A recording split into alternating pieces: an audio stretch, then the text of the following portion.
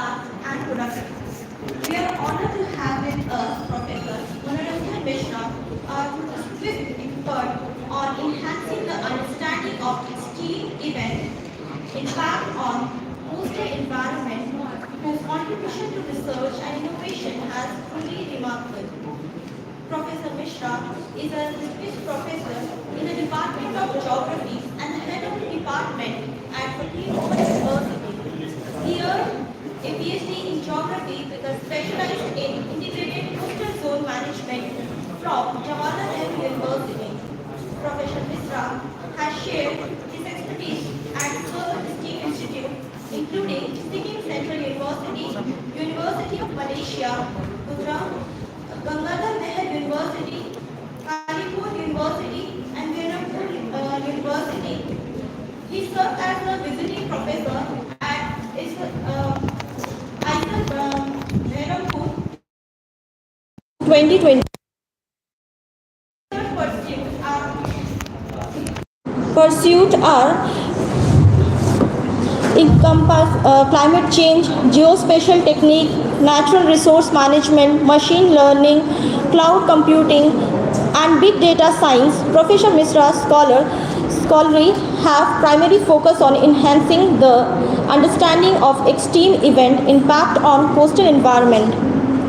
He has authored 73 research papers indexed in the Science Citation Index, amassing the cumulative impact of 356.607 with over 1,557 citants. He has successfully led 5 major research projects and recently secured funding from the National Remote Sensing Center and ISRO from groundbreaking project on lightning forecasting. Professor Mishra has been involved in 6 international consolidations. His expertise and widely recognized evidence through numerous invited talks in India and abroad, highlighting his significant contribution to academy and his field. We are truly privileged to have Professor Manoranjan Mishra with us today to share their insight and expertise. Without further ado, let us warm welcome Sir.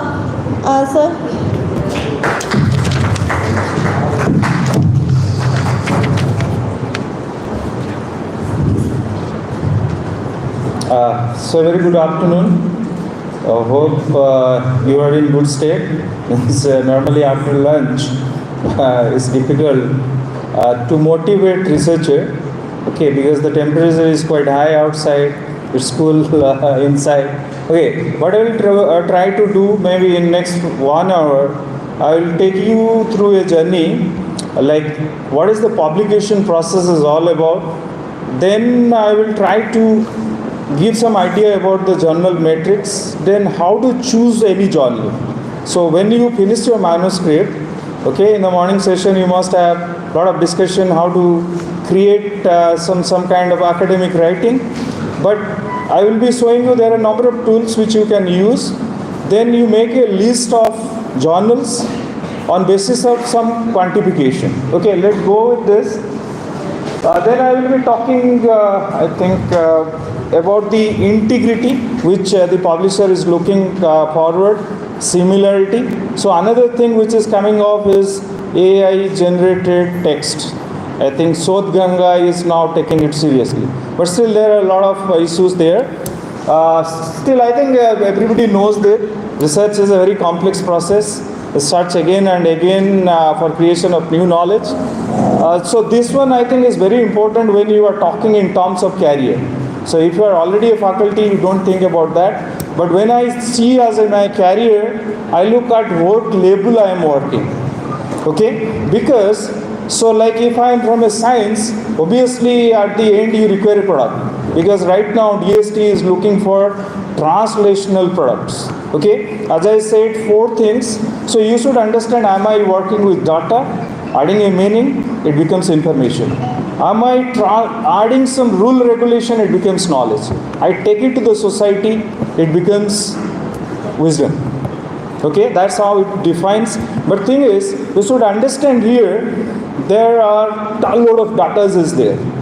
like big data science is coming up. So you have to be smart enough, like where the data is available. There are many data available, so that is the reason why Internet of Things has come up.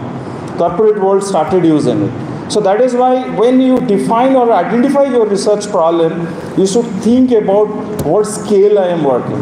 If I am working with just translating a data to information, so it may not be a good scientific product. So that you have to think in term. Okay, and I am just escaping. Okay, another thing I think in research, so the most critical thing required is called as innovation creativity. From the point you start your research, as I said, as a researcher, we have to identify a research problem or statement of research problem. Okay, that may be a curiosity driven, maybe a passion, maybe something which is you are seeing outside in the society. So, but thing is, you want a solution for your problem. So, thing is, so you should be innovative, creative while giving the solution. What I am saying in terms like when I say innovative, creative, this is the smartness or art which you require while you communicate or while you develop a story, scientific story. You know, like I will give you an idea.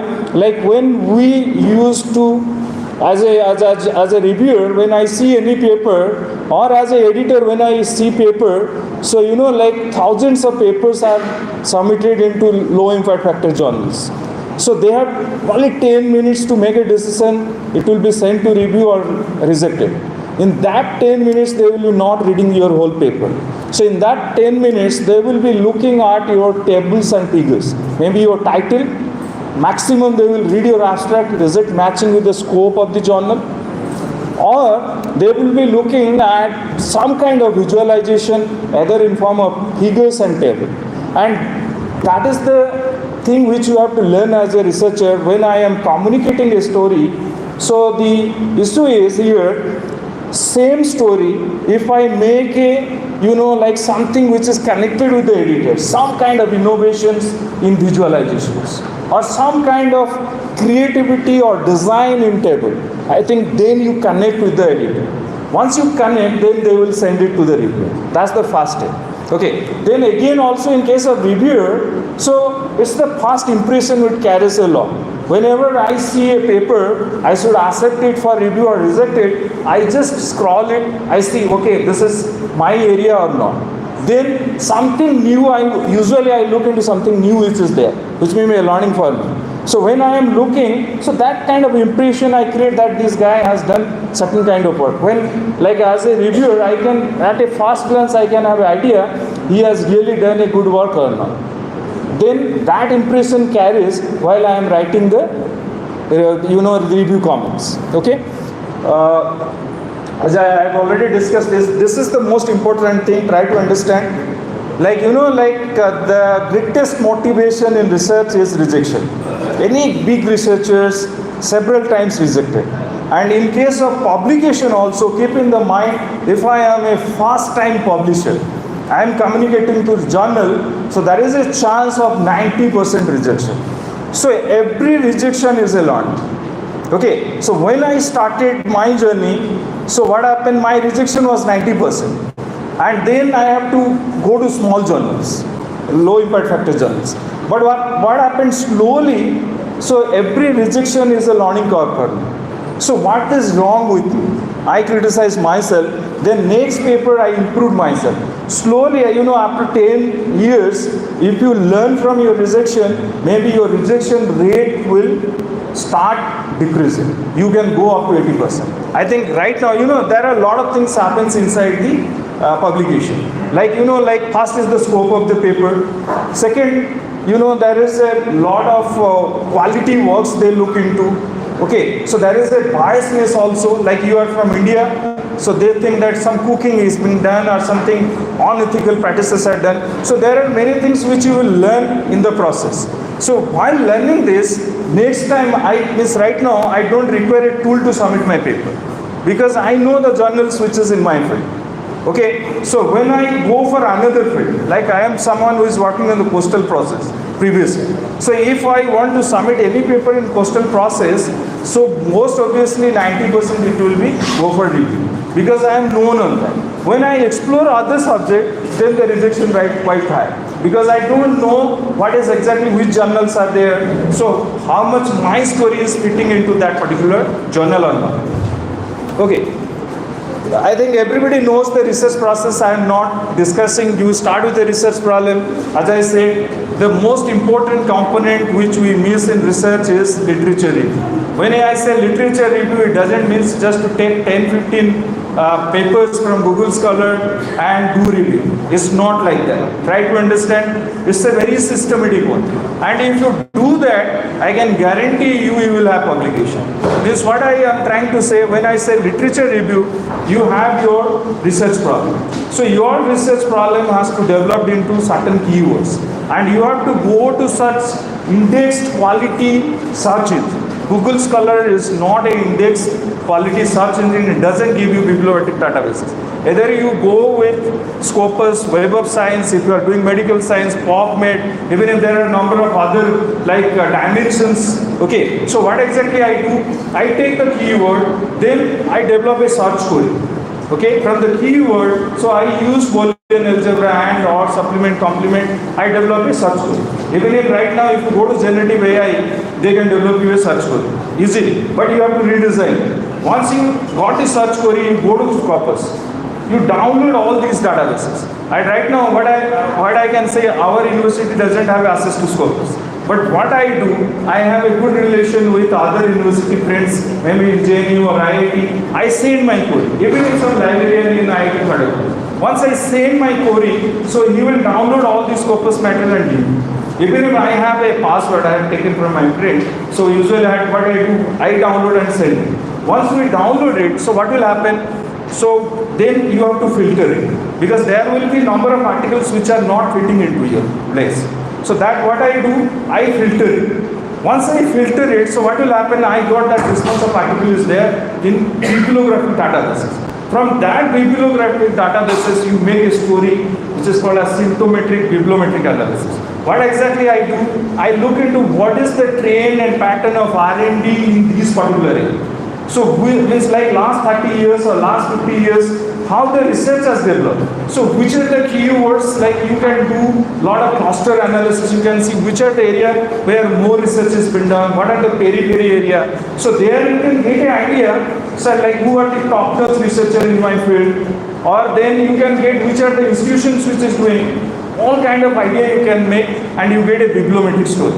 And if you know bibliometric story will be a review story, this is the first step you have to take care of. Second step what I do is systematic literature review. What I do, I translate my research problem into certain research questions, like 4 research questions. Then what I do, I use a Prisma protocol. Okay, so what I do exclusion inclusion. For my research question RQ1, so what are the articles which is best fitting into that?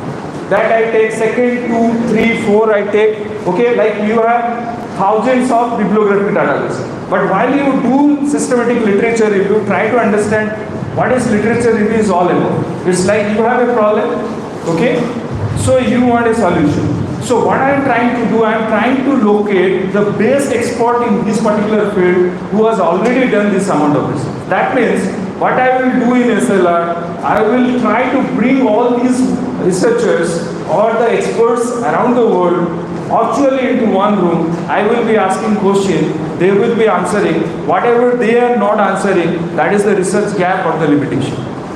I think you got the point what I am saying. Huh? Or not? What I am trying to do, if you have a disease, so you go to a doctor, see a solution, then what exactly we are doing here? We are trying to get the best expert in my field, who are fitting to my research work. And actually you are bringing into room. And you are reading the paper, you are asking the question, they will be giving this much work already done.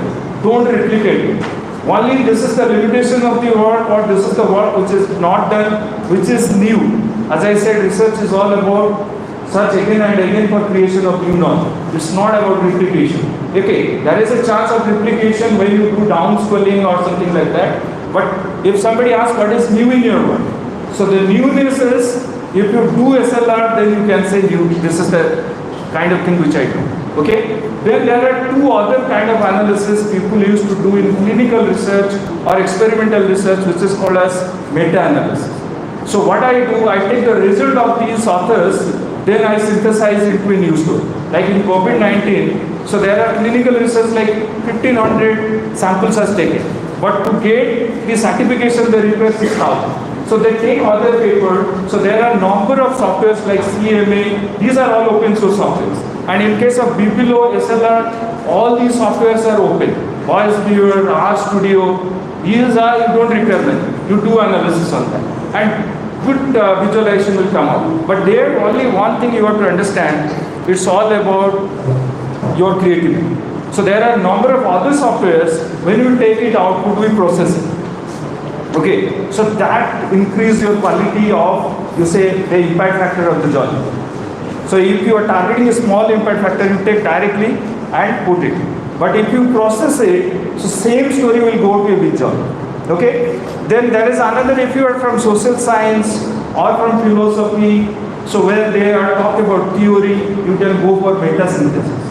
It's a difficult one. So two theory you can synthesize, you come up with a new theory. So these are the four things, whatever field you are, you can do, and these can give you 3 good stories, high impact factor stories. Just believe me, if you do this, what are the positive things you are doing? You know, like it takes 1 year. It's not one day, 2 days. When we do literature review, 15 paper read and write in 1 day. Even if you go to generative AI, ask me do a literature review for me, it will do in a minute and give you with some hypothesized authors. Okay? So, but if you systematically do, at least 3 stories can be done. And these 3 stories, you know, as a PhD scholar, I will be doing in the past year. So when I finish, I will be at 1,000 citation in 3 years. If you are doing a good story, what I am saying, okay? So every day you will be getting citation. And that you have to keep in the mind, if I am doing certain small work, it has to link with some global phenomenon, like SDG. Okay? So if you relate to SDG, when somebody is using search engine, your paper will be there. Okay? So I'm just going in a very fast way. I think sir must have taken academic writing. You know, like when we write a story, try to understand, when I am targeting any journal, means what exactly we do, we don't target any journal. First we finish the story, then we target journals. Okay? Because the first thing the journal editor will be looking at the scope of research. Because they require citation. Their business, there are 3 things here. You know, there is an author, okay, publisher, reader. 3 things are there. Author is there, then publisher, reader. So when it is publisher, the editor work is to just cross check, this is the story which has come up, is it fitting with our journal or not? That is the scope matching. Scope matching means, like if it is not fitting, because they have certain readers, like you see environmental art science, they know that these are the readers of mine. So any paper which is coming up like this, people will be reading and giving citation. You are getting my point or not? So that is why first thing they will do scope matching. So, you know, you have to ask yourself, if I am writing a paper, I ask myself, is it worthy writing it? Because it's a lot of time. It's not like my supervisor has given or it's a compulsory thing. Is it worthy writing? But is anything new in this?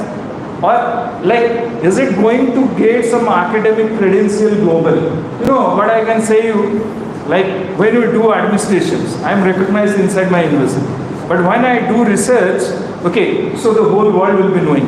Even if, you know, one day some message will be coming up, we want to replicate your work in your Europe, Brazil, they will coming up. You will feel happy that whatever research I have done, global people are connecting with me. Okay? And slowly you will be recognized.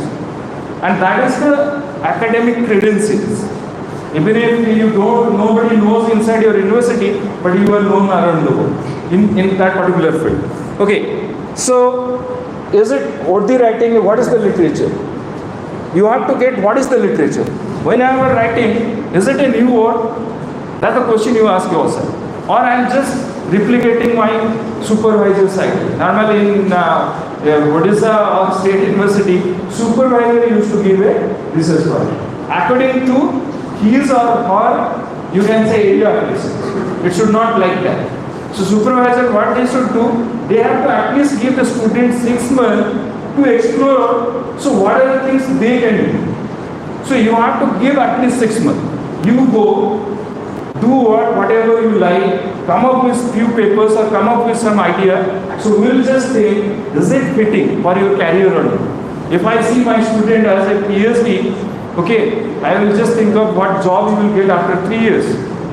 Okay, if I don't make scientific stories, he'll not get a job. It's just like another definition of PhD, permanent head damage. Okay, so it will be like that. Okay, if you don't do some kind of scholarly art means work, so finally you just see, I have done so much of work, but it has no output. Okay. Then I am showing next question is what is the right format. So whenever you are writing any article, you see what is the format, review article, original article, small communications. So many things are there which you have to fix. I am just going. Then this is the anatomy of scientific paper. Try to understand every section has a different objective. When I see in terms of whatever citation I am getting, try to understand because everything. Like whatever work is done right now using tools. Okay? If I do a good piece of research, but my means like my title is not optimized with the search engine. समझ में आ रहा है? If my title is not optimized with the search engine, you just take up मैंने एक article लिखा, मगर when someone is searching with the keyword, it is not optimized. So your article will not be showing. Then how you will read it? So that is the reason your article means every section has an objective. It's not about publication. It's about aftermath kind of things. It's about if you want citation, I have to be careful. Okay? Like every section has a different. If you go through whole literature review, has a different objective. So now, like in introduction. So while you are writing any introduction in any paper or your thesis, try to do in a very precise way. Just when I write a paper, I do in 3 paragraphs. My first paragraph is to highlight my research problem as a global problem. Then global reader will be interested. Okay. Second one, I have to relate directly, indirectly at the regional scale, local scale. That I highlight as it's a researchable problem. Try to understand what is the problem, a issue or a question which has to be addressed. When I say researchable, so it has a OD to do such again and again. It is researchable. Okay? So I have to highlight in the first paragraph. Second paragraph, what exactly I do?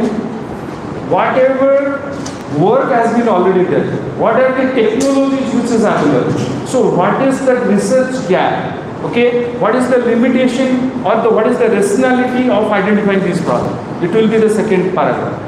Third paragraph, I go with my objective, the chances of replications, all these things I have to write. Just keep in the mind what is the objective of writing the introduction. Objective क्या है? अब introduction क्यों कर रहे हैं? You just think of a grandmother is telling a story to a small kid who is not willing to listen it. So you have to be provocative or curiosity driven, so he read the whole text. Try to understand here, when I do a filtering process, what exactly I do? Your title is there, your abstract is there, your keyword is there. These are open source one. Okay? So when I do a search engine, there is an algorithm which just match with that and then it makes a list of articles. Okay? So that is why when I do optimization, I have to think that these 3 things has to be optimized. Title, abstract, keyword. Okay? Then other thing when introduction means, like the readers are not willing to read your paper. Like when I do filtering, what I do? I read first the title, then I read the abstract. If it is not matching, just do it. Okay. If it is matching, then I will read the introduction. Then I get an idea, okay, this is curiosity driven or something which I should go through full text. So minimum people read the full text. Maximum people read these 3 things. Then introduction. So introduction will be like a grandmother telling a story to a small kid who is not interested to read it. but you are pulling that particular person. No, you have to come and read the full text. You got the point? Okay. Second is you come with database and methodology. Okay, material and method. Try to understand in case of material method, keep in the mind after 10 years, if I am reading my paper, I want to replicate the work. So that will be the objective. What I am trying to say, I am doing work in physics, I is doing. Somebody from social science reads your material method, he can understand. If you want to use some part, he can use. So that again, this thing has to be written in past tenses. And always believe me, while writing the methodology section, create a schematic diagram, flow diagram of whole methodology. Because when I am as a reviewer or a editor, what I will do, I will don't go through whole methodology. I'll just see the schematic diagram or the flow diagram. Then I'll just see, okay, these are the things which is used, these are the methods used, okay, done. So it has ethical, all these things, done. So that you have to keep in the mind. I'm just going in a fast way, okay. I think you must be, I have already told you about the title, largest group of reader, medium-sized reader, smallest reader.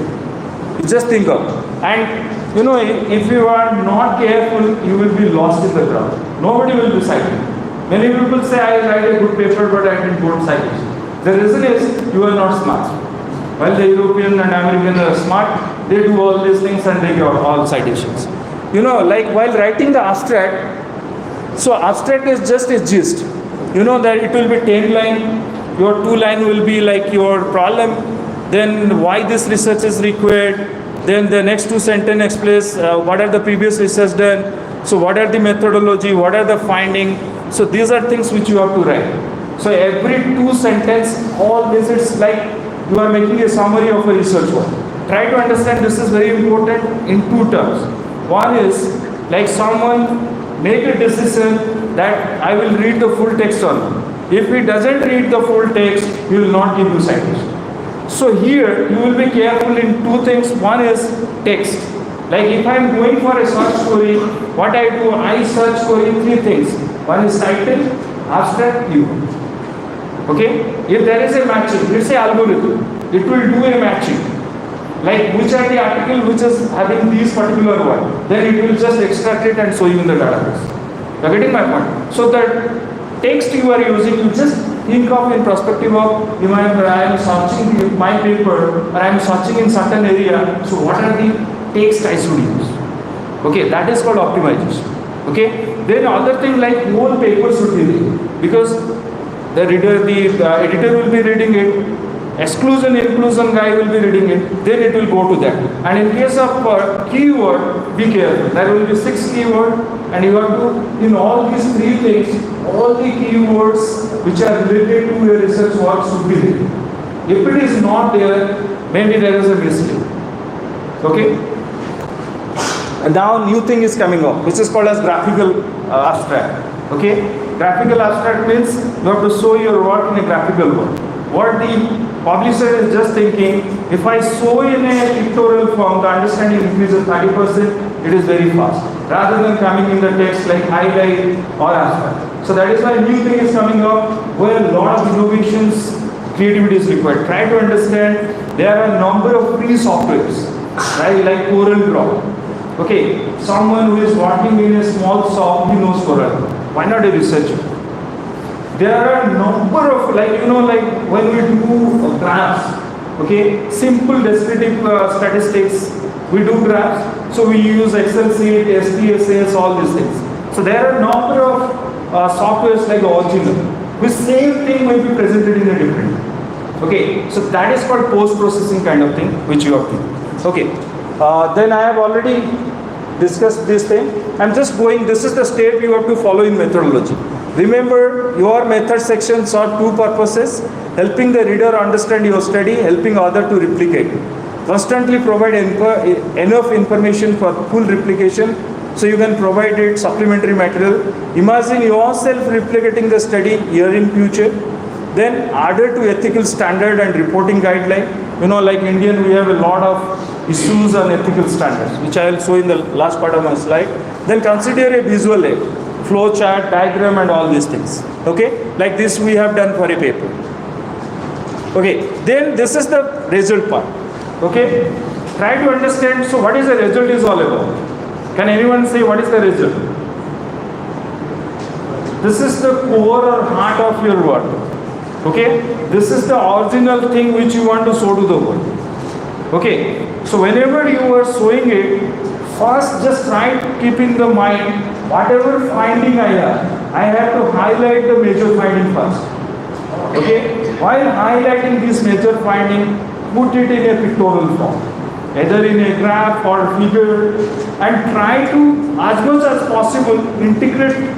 Means like there is a like 10 to 20 graphs are there or something like that. I can integrate in a single frame. I can do that because there are a number of softwares which can integrate 100 years. You can have 10 graphs, but you can integrate in a single graph. Okay, so at least 4 good figures, 4 good tables. You are writing, like while I am writing the result section, keep in the mind whatever somebody can understand from the figure or the table, don't write anything about it. Only write which is not understandable. You are getting my point? And every table and figure should only one graph. It's like 2-page result section. In a very clarity way, this is the highlighted finding, this is the visualization, these are the things, and this is the table.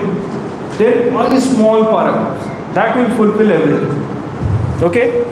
I think it will be in the past tense, no interpretation. Keep in the mind, if you are writing result and discussion, interpretation is required. But if your section is result and analysis, okay, so there should be no reference, no, like interpretation. Whatever finding you have, just show it.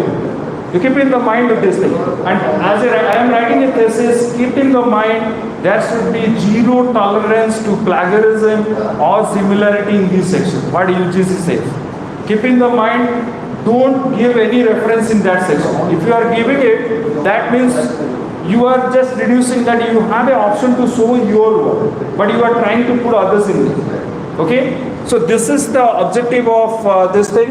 You see, this is 100 years, this data which we have shown is 25 lakh data. Okay, I could have put single year, but what I do, like I created single year data in a different ArcGIS Google Earth Engine. Then I brought it into Corel Draw. Then we just put it. This is a heat map. It's a 25 lakh data set, okay, of 20 years data, which I have shown in a single frame. You can see this is a 100 years data of Chilicali, how the mouth is changing. So it's like all these sections are created differently. What we try to integrate. Try to understand there is a small space and what exactly I am doing. I am using my creativity or innovations to redraw. That means some kind of post-processing is required. That will add a lot of value to your paper. Like it will create a lot of impact or impression while communicating this publication. Then this is discussion conclusion. In case of discussion, try to understand this about similarity. What are the similar work which has done or similar finding? What are the different is from others' work. Okay?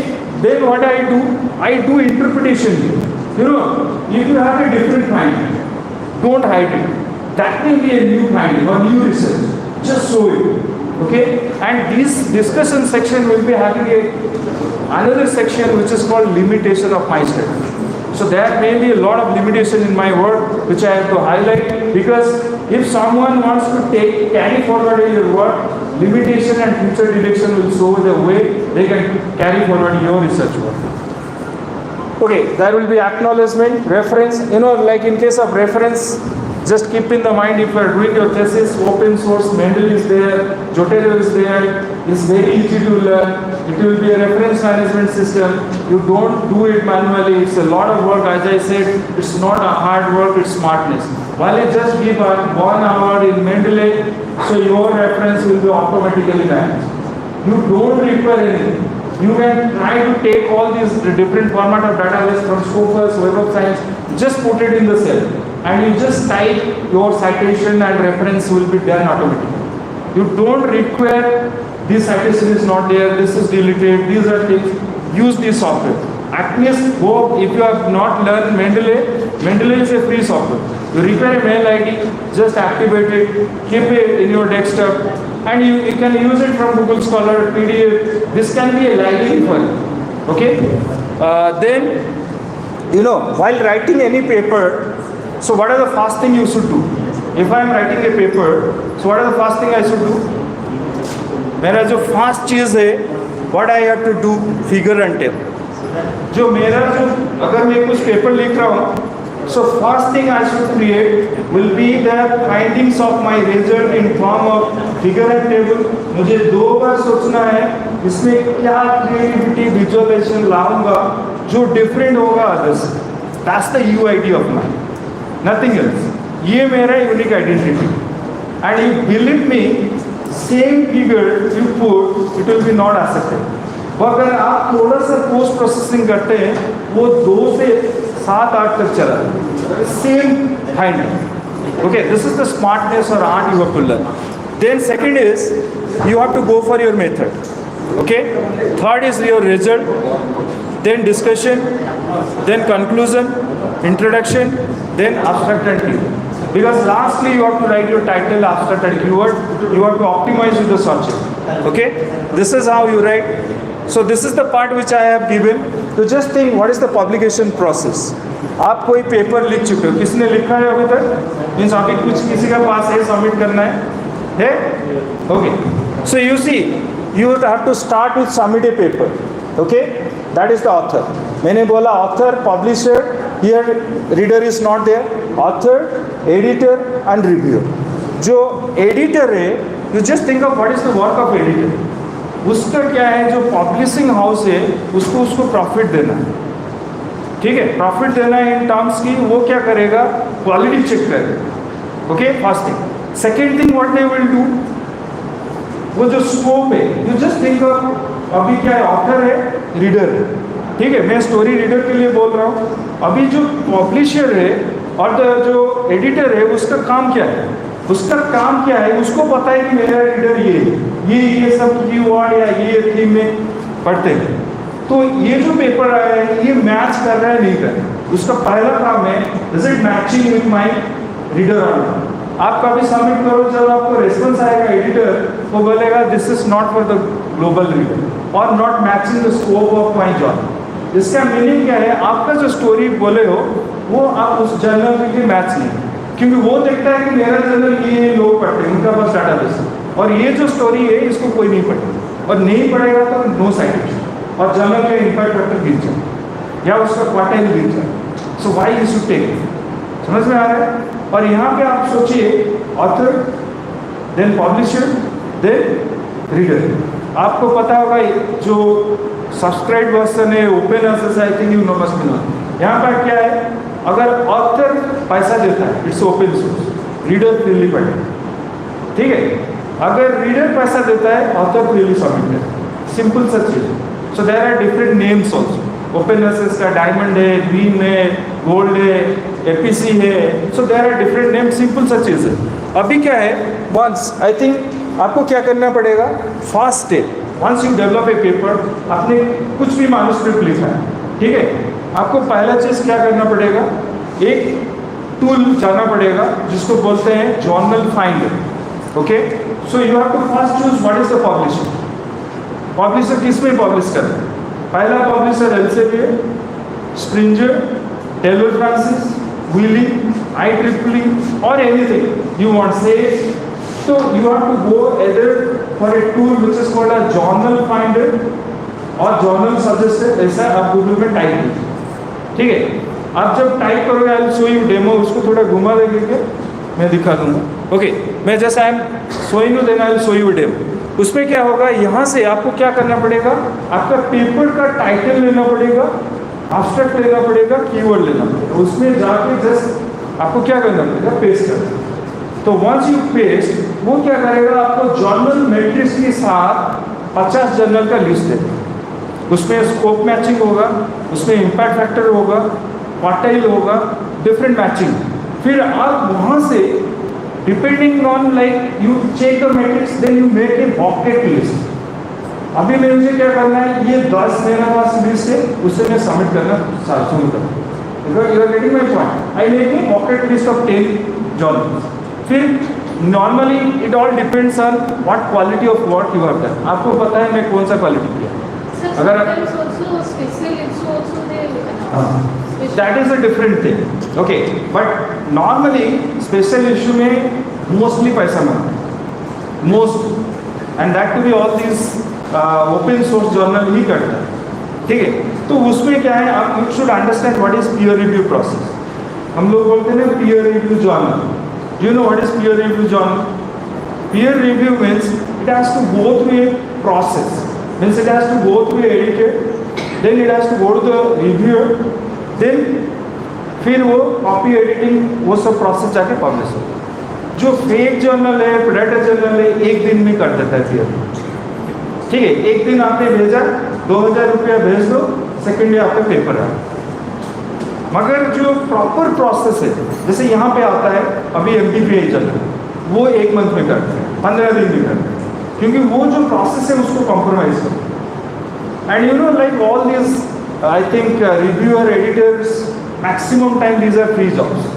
कौन क्यों करेगा, ठीक है, क्यों करेगा? मैं क्यों करता हूँ? What is the selfness means selfishness with me, why I am doing? I am always reading the papers because I can get new ideas from them. मैं क्या दूसरे पेपर पढ़ता हूँ कि ये सब ऑपरेट हो रहा है, ये सब काम हो रहा है मेरा फील्ड में, मैं फिर उससे कुछ आइडिया डेवलप करूँ। That's why I do review, ठीक है। मैं रिव्यू रिजेक्ट कर दूंगा, कुछ नहीं होगा, समझ में आ रहा है? तो ये जो प्रोसेस है, एडिटर का प्रोसेस क्या है? अजय सेड, आपको सोचना पड़ेगा high impact factor, low impact, let's so 1 to 2 impact factor, और ये से 9 to 10 impact. What is the difference? When you submit A paper, आपका अगर हाई इम्पैक्ट फैक्टर है, 2 दिन से 7 दिन के अंदर आपका रिव्यू जाएगा या रिजेक्शन आ जाएगा। Same thing you submit in 1 to 2, it will take 3 to 6 month, because वहाँ पे जो सबमिशन है बहुत ज़्यादा है, ओके, और यहाँ पे कम है, एंड यहाँ पे आपका rejection rate is quite high. आपका जो हाई इम्पैक्ट फैक्टर है वहाँ पे 95% रिजेक्शन, तो इसलिए वो फटाफट डिसीजन लेता है रिजेक्ट करने। अगर यहाँ पे रिजेक्शन 65%, और ये एक नया चीज़ जो आया है अभी, जो ट्रेंड है आफ्टर कोविड, यू नो, जितने भी जर्नल था उसका इम्पैक्ट फैक्टर बढ़ गया, क्योंकि कोविड में एवरीबॉडी वाज फ्री, फिर उसका बाद AI आ गया। So right now there is no problem of language, आपने डाला कुछ भी डाला, एक पेपर आया, ठीक है। उसमें क्या होगा, जो पेपर आया तो उसमें रिजेक्शन रेट वो लोग बढ़ा दिए, because there are number of questions being raised by many platforms on the journals quality. इसीलिए वो लोग जो पहले 80% रिजेक्शन था, अभी 95% रिजेक्शन है, ठीक है। जो हमारे के लिए पब्लिश होने का चांसेस रहता था, रिव्यूअर का 4 रिव्यूअर के पास गया, 1 रिजेक्ट किया, 3 ने मीन्स मेजर रिविजन दिया, वो 68 हो जाता। अभी वही प्रोसेस वो रिजेक्ट हो जाता। You getting my point? The reason is more papers are being submitted, ठीक है।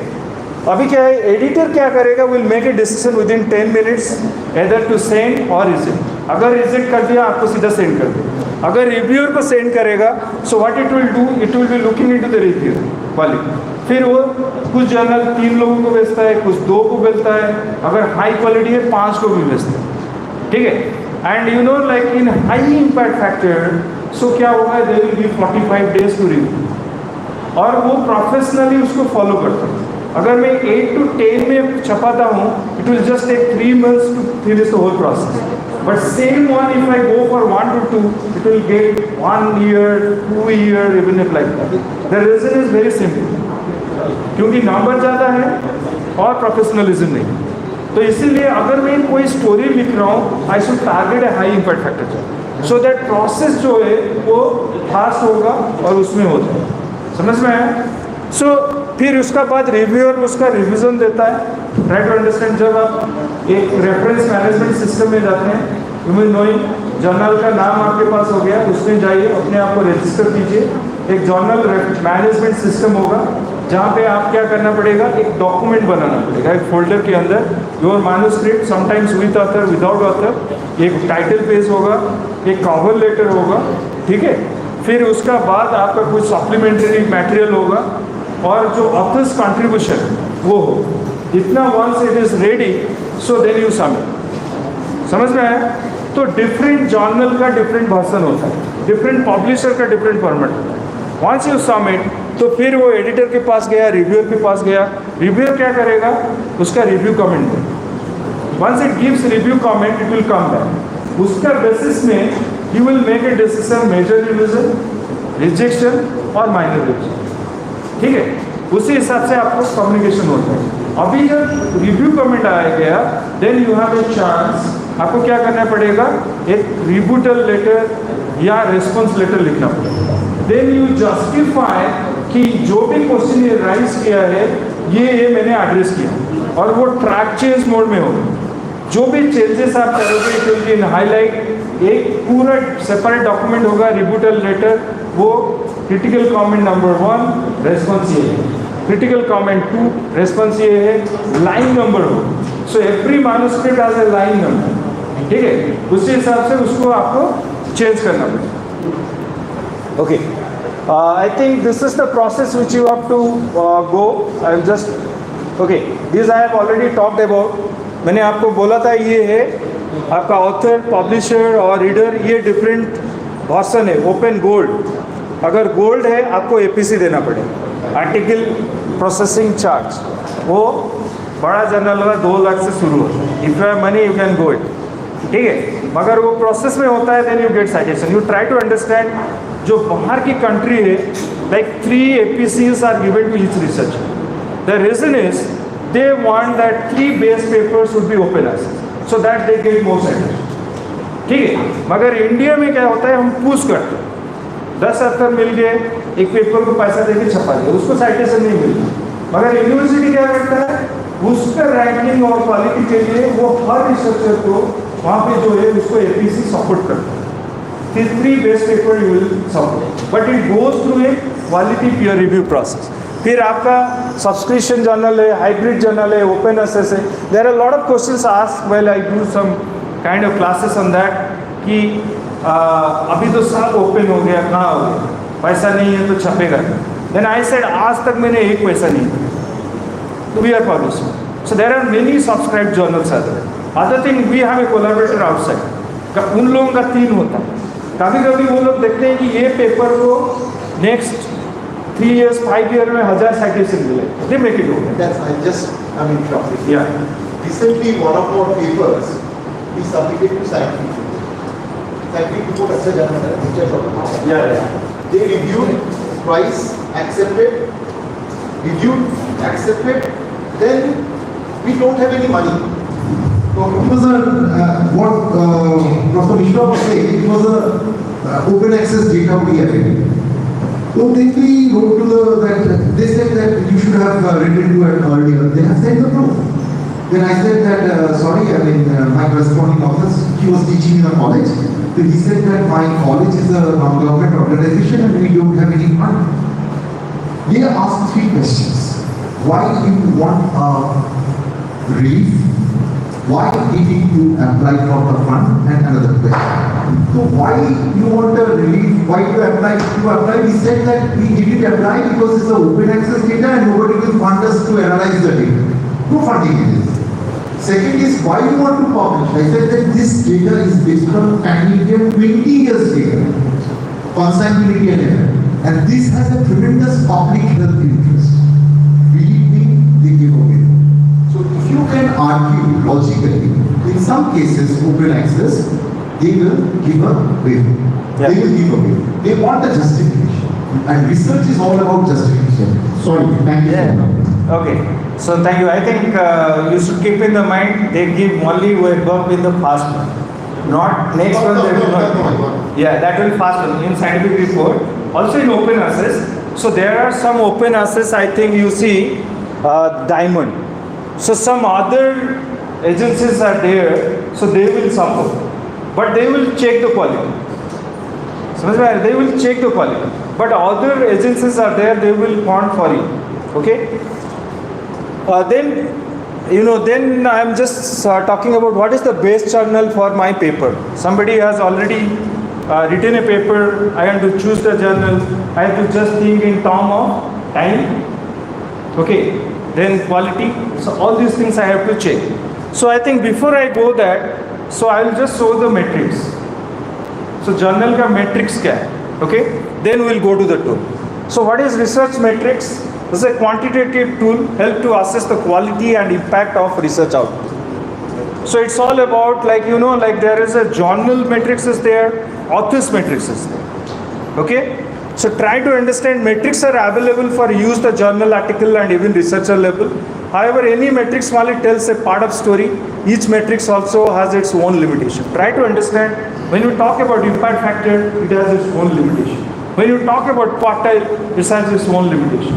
Even if there is a high impact factor journal, but you doesn't get citation. The reason is you have to just think in that one matrix give you certain idea.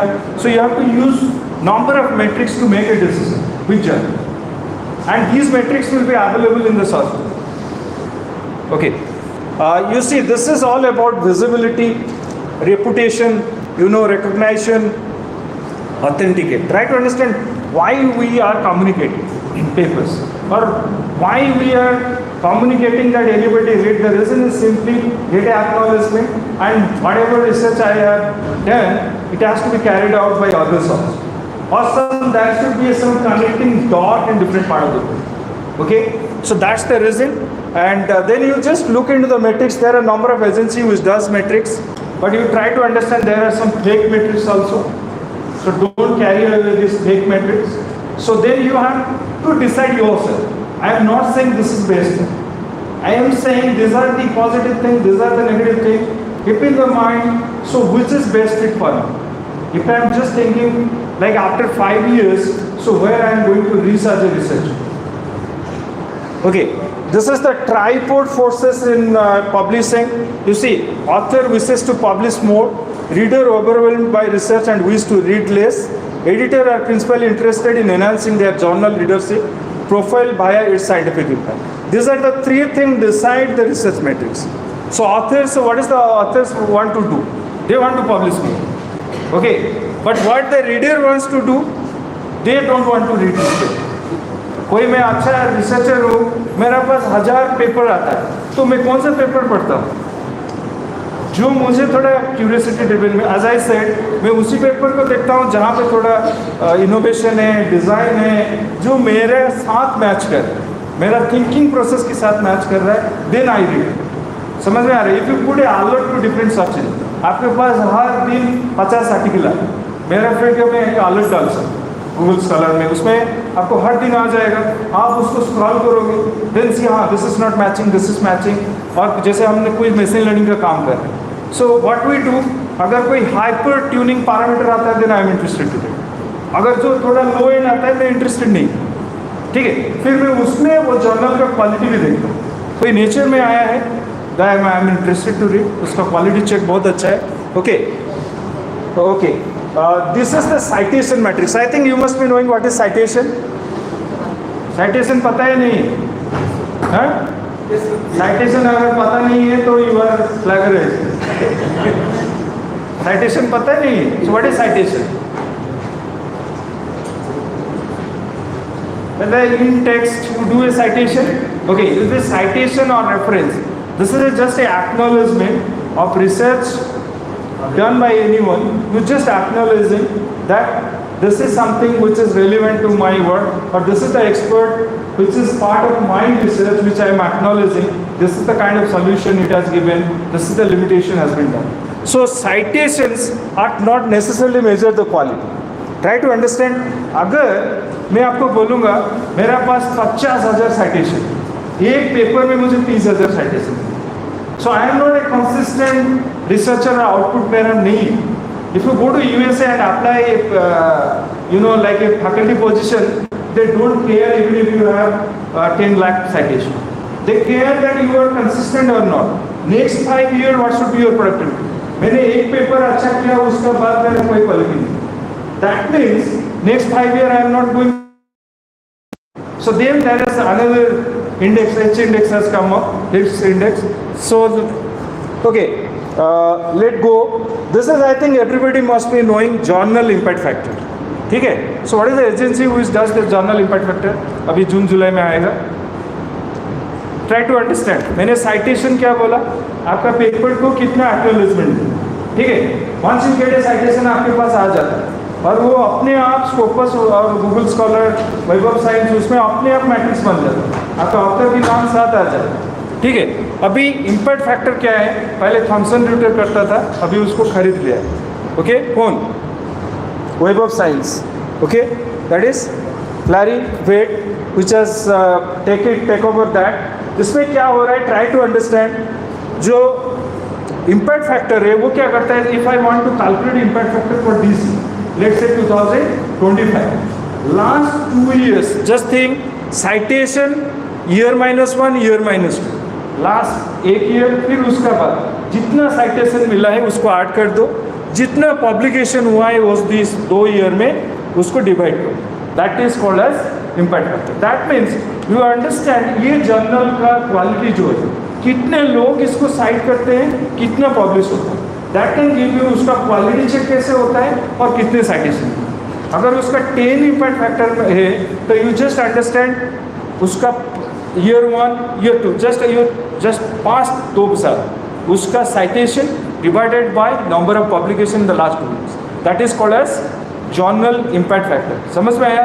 और इसका याद रखिए, it is done by agency, fake impact factor भी आता है, don't carry with that, आपको check करना पड़ेगा। एवरी जून एक पीडीएफ आता है कि जर्नल का और इम्पैक्ट फैक्टर जो है वो चेंज होता है। अभी एक जर्नल है, इस बार उसका 5 था, नेक्स्ट टाइम उसको निकाल दिया, क्योंकि अगर उसमें बहुत टाइम क्या होता है, जो एडिटर है वो कॉम्प्रोमाइज़ करते हैं, अपना ग्रुप का पेपर डालते हैं, साइटेशन डालते हैं, तो there are agency which monitor, फिर वो रेस करता है ये वेब ऑफ साइंस क्या है, फिर वेब ऑफ साइंस क्या करता है, उसको विड्रॉ करते हैं, then it doesn't get it, even if it is Scopus index journal, last year था, इस ईयर चला गया। So you should be careful, क्योंकि आपको तो लंबा जाना है। समझ में आ रहा है? और जर्नल का इम्पैक्ट फैक्टर इज डायनेमिक हुआ, आज 15 है, कल कम हो जाए, ठीक है। जैसे कोविड आया, सो एवरी जर्नल का 2-3 इम्पैक्ट फैक्टर बढ़ गया, कोविड चला गया, वो फिर 2-3 इम्पैक्ट फैक्टर कम हो। So it's all about like number of submission, number of acknowledgement, कितना पब्लिश हो रहा है, कितना साइटेशन हो रहा है, ये डिपेंड करता है, और कितना रिजेक्शन हुआ है। जनरेटिव है, एआई आने के बाद क्या हुआ, रिजेक्शन रेट्स आर 95%, बहुत कम they use to do quality check, क्योंकि उनका जर्नल का जो क्वालिटी है वो एक परसेप्शन के ऊपर भी डिपेंड करता है। कहीं पे उसको लगेगा बहुत सारे पेपर रिट्रैक्ट हो रहा है, number of times papers are retracted, once कोई जर्नल में पेपर रिट्रैक्टेड हो रहा है मीन्स उसका क्वालिटी में there are lot of issues, क्योंकि वो जो पीयर रिव्यू प्रोसेस है there are lot of compromise has been done, okay. Then this is how it is calculated. अब देखो 17-18 का ऐसे citation, this is how, I think it's a very simple thing. अभी ये आया Scopus, I think you must be knowing 3 things they look into: site score, SGR, SNIP, okay। These are you, if you go to the Scopus, आपको ये जो matrix आपको दिखाई दे, ठीक है। ये मैट्रिक्स क्या बोलता है, cite score is a matrix of measuring journals impact in Scopus. ये स्कोपस के वाली जर्नल में उसका इम्पैक्ट मेजर करता है, ठीक है। उसमें वो क्या कर रहा है, you know what it is doing, the calculation of site score for the current year is based on number of citation received by the journal in the last 4 years, including the calculation of the year, divided by the number of document published in this journal in last 4 years. Same thing, वो 2 साल का था, ये Scopus क्या करता है, 4 साल का करता है, तो आपको एक लंबा टाइम पीरियड मिले, so that you make in the mind ये जो जर्नल है आगे इसका क्या होगा। What I am trying to say, if you see the 5-year average और हिस्ट्री देखेंगे, ये कैसे इंक्रीज किया या डिक्रीज कर, सो ये आपको आइडिया देगा कि आई शुड सबमिट हियर और नॉट। समझ में आ रहा है? कोई जर्नल ऐसा भी होता है जिसका कोई इम्पैक्ट फैक्टर नहीं है, मगर उसका पोटेंशियल है, there is a potential, it will be start with a big number. समझ में आ रहा है? So I can target also that journals. You see this is the difference between cite score और इम्पैक्ट फैक्टर। आपको दिखाई दे रहा है, ये स्कोपस है, ये देखिए ये 2 साल का है, ठीक है। You see this is site score, this is impact factor. समझ में आ रहा है? 20 का कैलकुलेशन है, इसने 4 साल लिया, 4 साल डिवाइड किया, इधर what they are doing, it's a 2 year division is being done. Then this is Scopus cite score, I think if you go to any Scopus journal, आप अगर जाएंगे, it will be showing the metrics like this. I'll show you in the journal finder. Then this is the second generation research matrix. I'll show you. This is all about ranking of journals. अभी क्या है? Try to keep in the mind all these metrics are not in your field. अगर मुझे मेरे field में, so you try to understand. Impact factor क्या है? Citation basis. और there is another thing which you have to look, that's called as Q1, Q2, quartile journal. समझ में आ रहा है? Quartile means क्या है? आपका फील्ड में, so they will arrange or rank from top to bottom. Then so there are different formats. जैसे Scopus का, Web of Science का 25%, 10%, ऊपर का जर्नल को Q1 बोलते हैं. Then Q2, Q3, Q4. So whenever you are looking for the quality of journal, at least look into the impact factor. Second thing, look into the quartile. I am showing you the quartile one, Q1, Q2, Q3. This is one they used to do. आपका 25% करते हैं, but it varies from JCR क्या करता है? 10%, 20%, 30%, 40%. Okay? But in case of Web of Science, when you say Q1, it's top 10% articles in your जो आपका जैसे anthropology, जितना एंथ्रोपोलॉजी रिलेटेड जर्नल से वो उसको अरेंज करेगा, टॉप 10% को Q1 बोलते हैं. Getting my point or not? Then you see SCI may go, so they do 25%, Scopus 25%. What I am trying to say, there is a different quartile definition. Why I am saying this? If I am doing a transdisciplinary research, then I go with the impact factor. If I am doing a certain thematic area of research, I go with quartile. क्योंकि top जो है उसमें मैं target करता हूँ. Even if it's a Q1, low impact factor. Try to understand every discipline, the metrics vary. You cannot compare physics with social science. Physics में 12,000 journals, social science में 300 journal. Obviously उसका जो 1 impact factor है, physics में 10 impact factor equal. क्योंकि number of researcher उनका 12,000 journal, आपके पास 300 है. You're getting my point. So discipline wise you cannot compare. So that is why the quartile is important. Okay? Okay, let me go to the journal finder. उसको थोड़ा घुमा दीजिए. इसको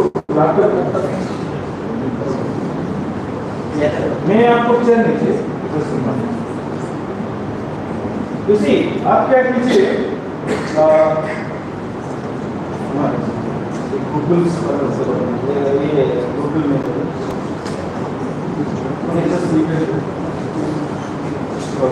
अब क्या करना है? एक बार मोबाइल आप क्या कीजिए, गो टू गूगल, यहाँ पे एल्सेवियर जर्नल फाइंडर टाइप कीजिए.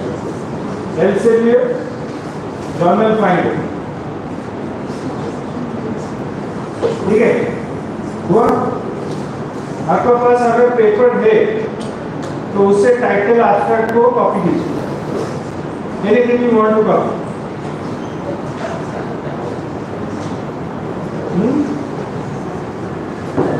अगर आपके पास कोई पेपर है, so go to what? Okay, Elsevier journal finder.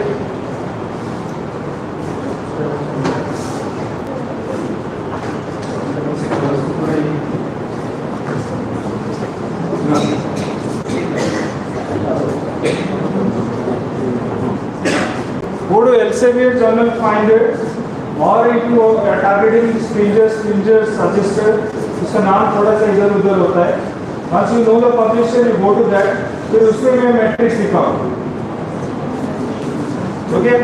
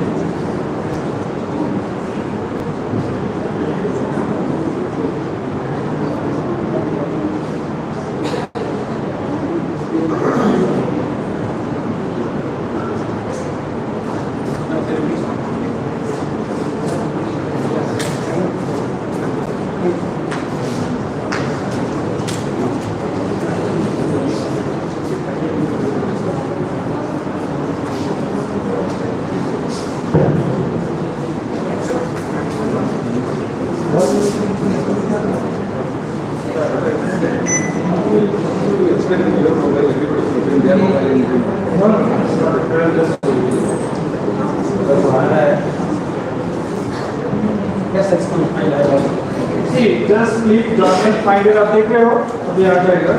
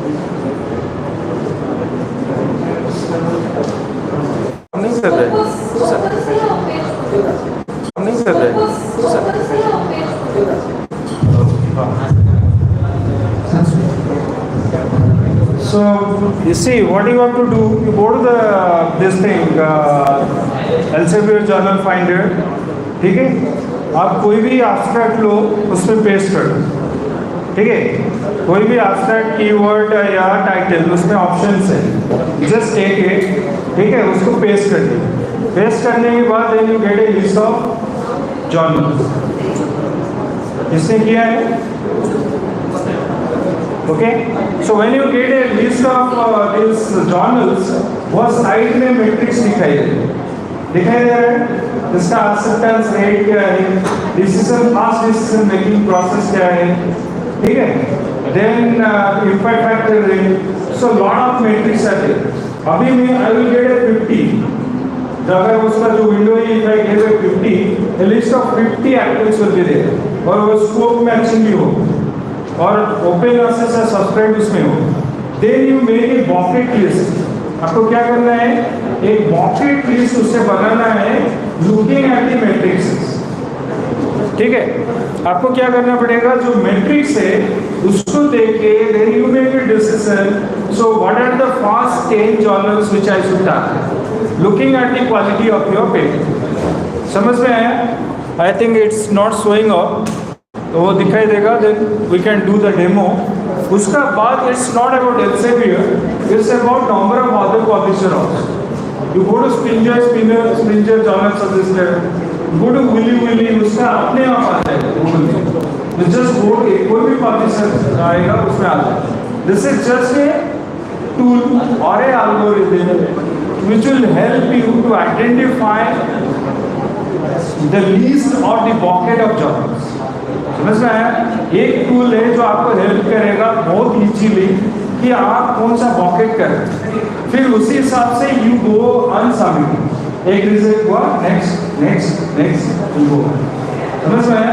So normally what we do, we start with the high income, ठीक है, देन वी गो डाउन, और ऑल्सो यू डिसाइड आपका quality research क्या है, धीरे धीरे आपको पता चलेगा मेरा क्वालिटी क्या है और कहाँ सबमिट करें।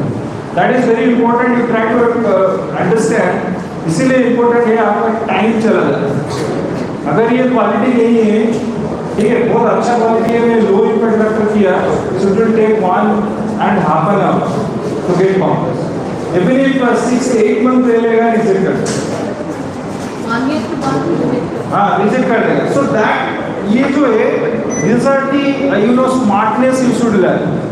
ऐसा है कि even if the basic researcher, उनका भी 10-20% रिजेक्ट होता है, ठीक है, so it is a perception, ठीक है, तो इसमें ऑब्जेक्टिविटी है, परसेप्शन भी है, वो रिड्यूस करने के लिए आपका स्मार्टनेस चाहिए, okay, so that is why this particular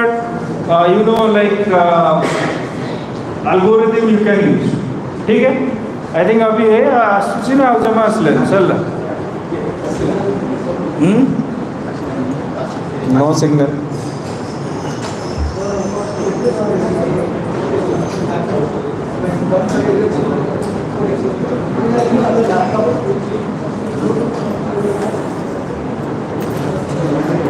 Okay, so what I can do, let's talk about this thing, which is called as academic misconduct, so integrity.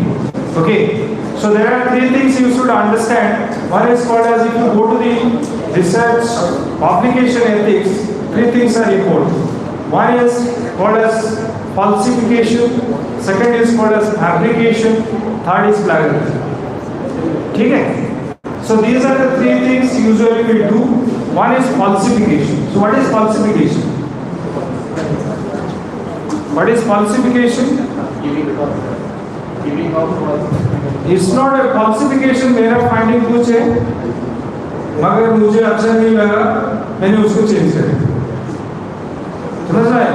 This is a academic misconduct.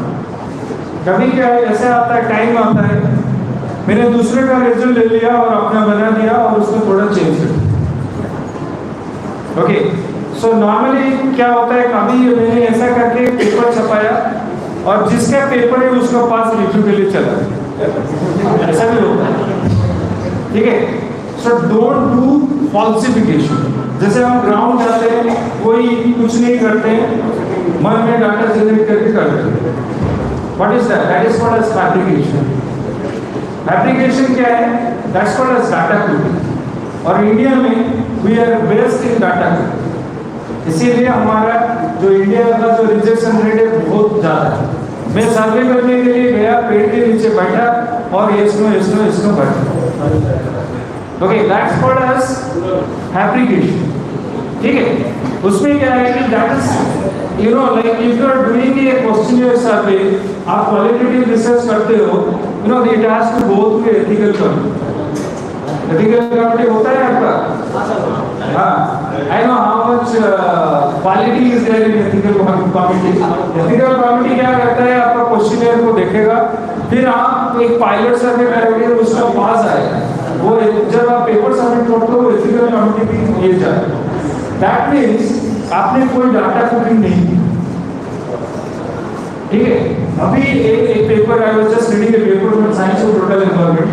किसी ने एक future modelling किया, paper publish हो गया, मगर वो reality से बाहर है. जो किया है प्रेडिक्शन, ठीक है, उससे बाहर है. तो दूसरे ने एक पूरी लिखा उसका अगेंस्ट, ये पॉसिबल नहीं, वो भी पब्लिश हुआ. समझ में आ रहा है? Be careful. आपने कुछ गलती से कुछ डाल दिया, अगर कोई अच्छा जर्नल में पब्लिश हो गया, there will be number of, you know, criticism भी आता है जो रियलिटी से बाहर है. Okay, so when we do any research और हमने कोई एनालिसिस किया, two things you have to keep in the mind. एक के एरर, अनसर्टेनिटी, उसका कैलकुलेशन चाहिए. If you don't have this in your paper, nobody will care about it. That they will think either you are falsified or fabricated. Without error, you know, uncertainty, you cannot do any research. समझ में आया? If you are doing qualitative research, quantitative research, फिर वहाँ पे sampling का चीज आएगा, type of sampling आएगा, नंबर आएगा, एनालिसिस भी क्या कर रहे हो, पैरामीट्रिक, नॉन पैरामीट्रिक, आपका डाटा नॉर्मलाइज है नहीं है, lot of things comes up. Okay, so the third important thing, like in the last session there was a discussion in plagiarism. So tell me, what do you mean by plagiarism? कोई मुझे बता देगा plagiarism means क्या है? आपने कोई question पूछा भी नहीं. plagiarism means what?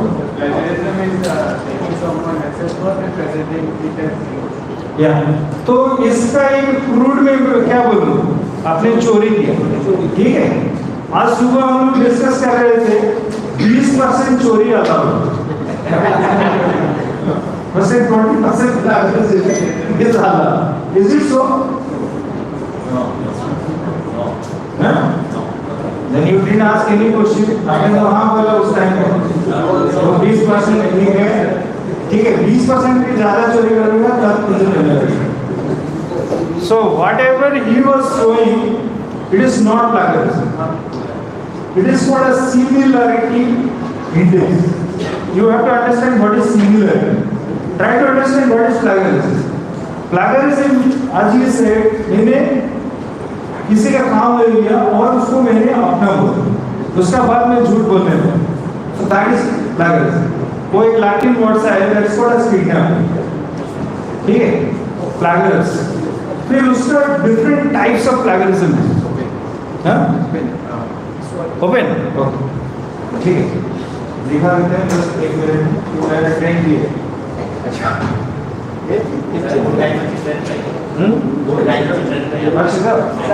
Yeah, we have two papers in this magazine. Okay, let's see. Evaluating those papers. Okay, I think आप एक कोई कुछ स्टूडेंट में जाते हैं, बड़े एब्स्ट्रैक्ट, अगर आपके पास कोई एब्स्ट्रैक्ट है तो आप डाल दें, अपना एब्स्ट्रैक्ट है कुछ?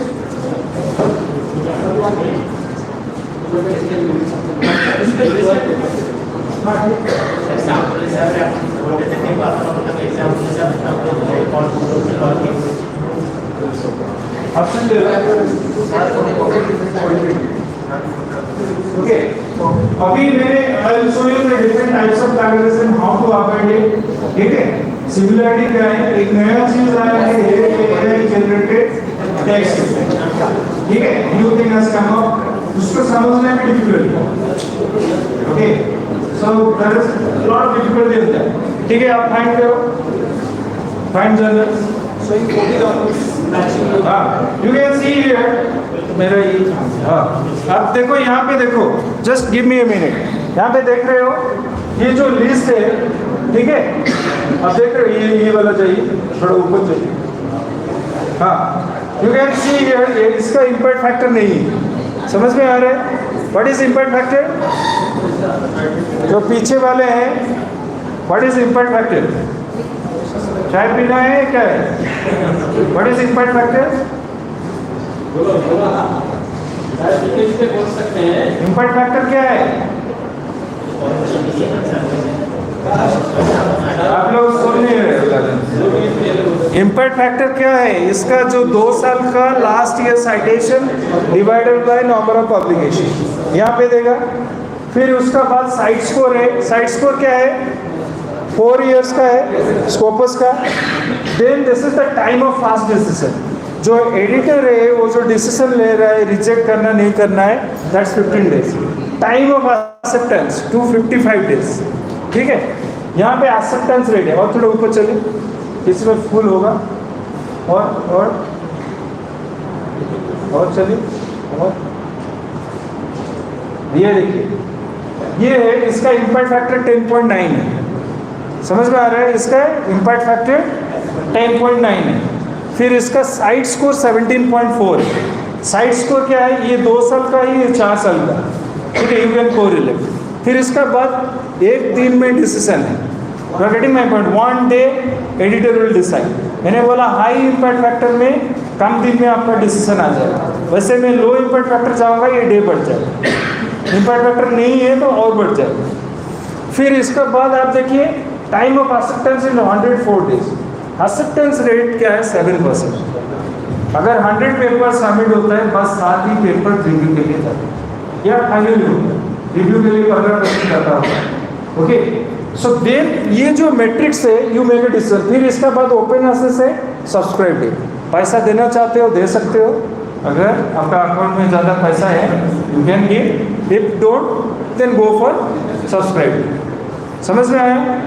ऐसे आपको 50 मिल जाए। देन आपको क्या करना है? एक बॉकेट बनाना है। ठीक है, और ये जब आप 10-20 टाइम कर लोगे, ये भी नहीं करना। एक पेपर आते ही मुझे आइडिया होगा ये मेरा जर्नल टारगेट है, ये दिन है, ये है। और दूसरा अब धीरे धीरे आपका जो, जैसे एडिटर क्या करता है, जो फास्ट अथर है, करस्पॉन्डिंग अथर है, उसका बैकग्राउंड भी चेक करता है, ये कौन सा क्वालिटी का रिसर्च है।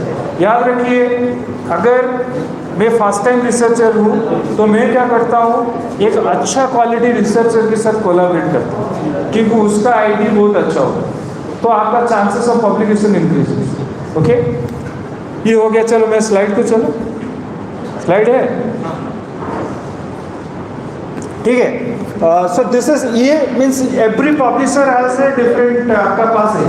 आप कोई भी पब्लिशर के जाके ऐसे करें, तो मैंने क्या बोला था, you can do hard work और you can do smart.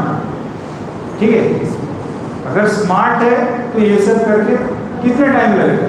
15 minute में मैंने बकेट बनाया। और दूसरा उसमें लर्निंग क्या है, रिजेक्शन होने के बाद ये जर्नल रिजेक्ट हुआ, उसको क्रॉस करते करते चलना। ये चार you have to go every day. ऐसा होता है 10 जर्नल रिजेक्ट करने के बाद कोई अच्छा जर्नल में पब्लिश करते हैं, because there is a lot of you know perception prejudice है, वो हम कुछ नहीं कर सकते, हम ट्राई करेंगे। ठीक है, अगर कोई अच्छा क्वालिटी राइटिंग है वो होगा ही होगा। मगर ये चीज़ क्या है, अगर मैं थोड़ा एक्सपीरियंस बंदा हूँ, मैं ये पूरा 10 प्रोसेस में नहीं जाता, मैं टारगेटेड जाके पब्लिश करता हूँ। मुझे मान से इसलिए paper I can make a decision कि ये नहीं हो, ये नहीं हो, ये नहीं हो, ये होने का चांसेस है, देन आई गो।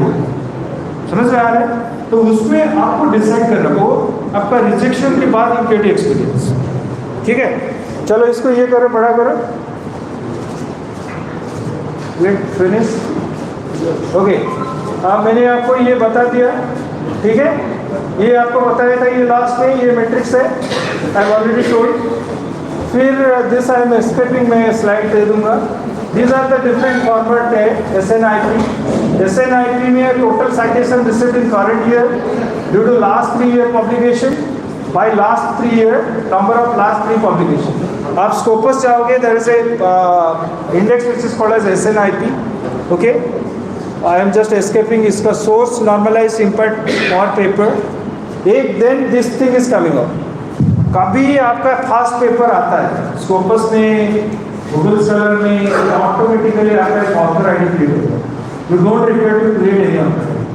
फिर उसके बाद क्या हुआ, जो भी जितना आपका मैट्रिक्स है वो ऐड होता है। If I want to check ये ऑथर का कंट्रीब्यूशन क्या है, मैं आपको कुछ नहीं पूछूंगा। I can go to Scopus, आपका नाम टाइप करूंगा, पूरा डिटेल है, गूगल स्कॉलर जाऊंगा, आपका नाम टाइप करूंगा। ठीक है, अभी ऑथर मैट्रिक्स में क्या आता है, H index, you know this is called as mears index. मैंने बोल रहा था साइटेशन क्या है, अगर मैं 10 पेपर छपा है, मेरा टोटल साइटेशन में भी 10,000, मगर मेरा एच इंडेक्स 3 है, दैट मीन्स मेरा पहला पेपर को 9,000 साइटेशन, दूसरा पेपर को 2, 4, 5 में। ठीक है, मीर्स इंडेक्स क्या है, आज के रिसर्चर में कितना कंसिस्टेंट है। मैंने 20 पेपर पब्लिश किया, every time I get citation, how consistent I am getting citation, that is called as mears index. Then उसका बाद एक इंडेक्स है, you know H index increases over time, H index is based on citation, linear relation between value of H index, try to understand. हम लोग थोड़ा lucky, ठीक है, as a academician, so I am very lucky. अगर मैं USA में या Europe में पैदा होता तो मुझे एकेडमिक जॉब मिलता ही नहीं, क्योंकि they think that is called as H index. H index क्यों, इवनिंग आपके पास बहुत साइटेशन है, वो लोग क्या टारगेट करते हैं, ये जो बंदा मैं हायर कर रहा हूँ ये नेक्स्ट 5 ईयर कंट्रीब्यूट क्या करेगा, ये जो अगर प्रीवियसली ये कंसिस्टेंट नहीं है, ये क्यों क्या कंट्रीब्यूट करेगा। सो दे कंसिडर जो कंसिस्टेंट है प्रोडक्टिविटी में, उसको दे चुके। हमारा क्या है, आप कितना पावरफुल हो, ठीक है, लुकिंग एट डिफरेंट एंगल्स, उतना पावरफुल हो, चाहे मैट्रिक्स गोली मार। ठीक है, तो okay, may be in future आप जो जनरेशन में भी future H index will come, कोई गवर्नमेंट आएगा, हम तो सब कॉपी पेस्ट करते हैं ना यूएसए से, NEP was a copy paste from USA, वो तो हम कॉपी पेस्ट करेंगे, एच इंडेक्स भी आता है। ठीक है, अभी क्या है कि कुछ लोग उसको डिलीट करते हैं, फिर कुछ लोग ऐड करेंगे।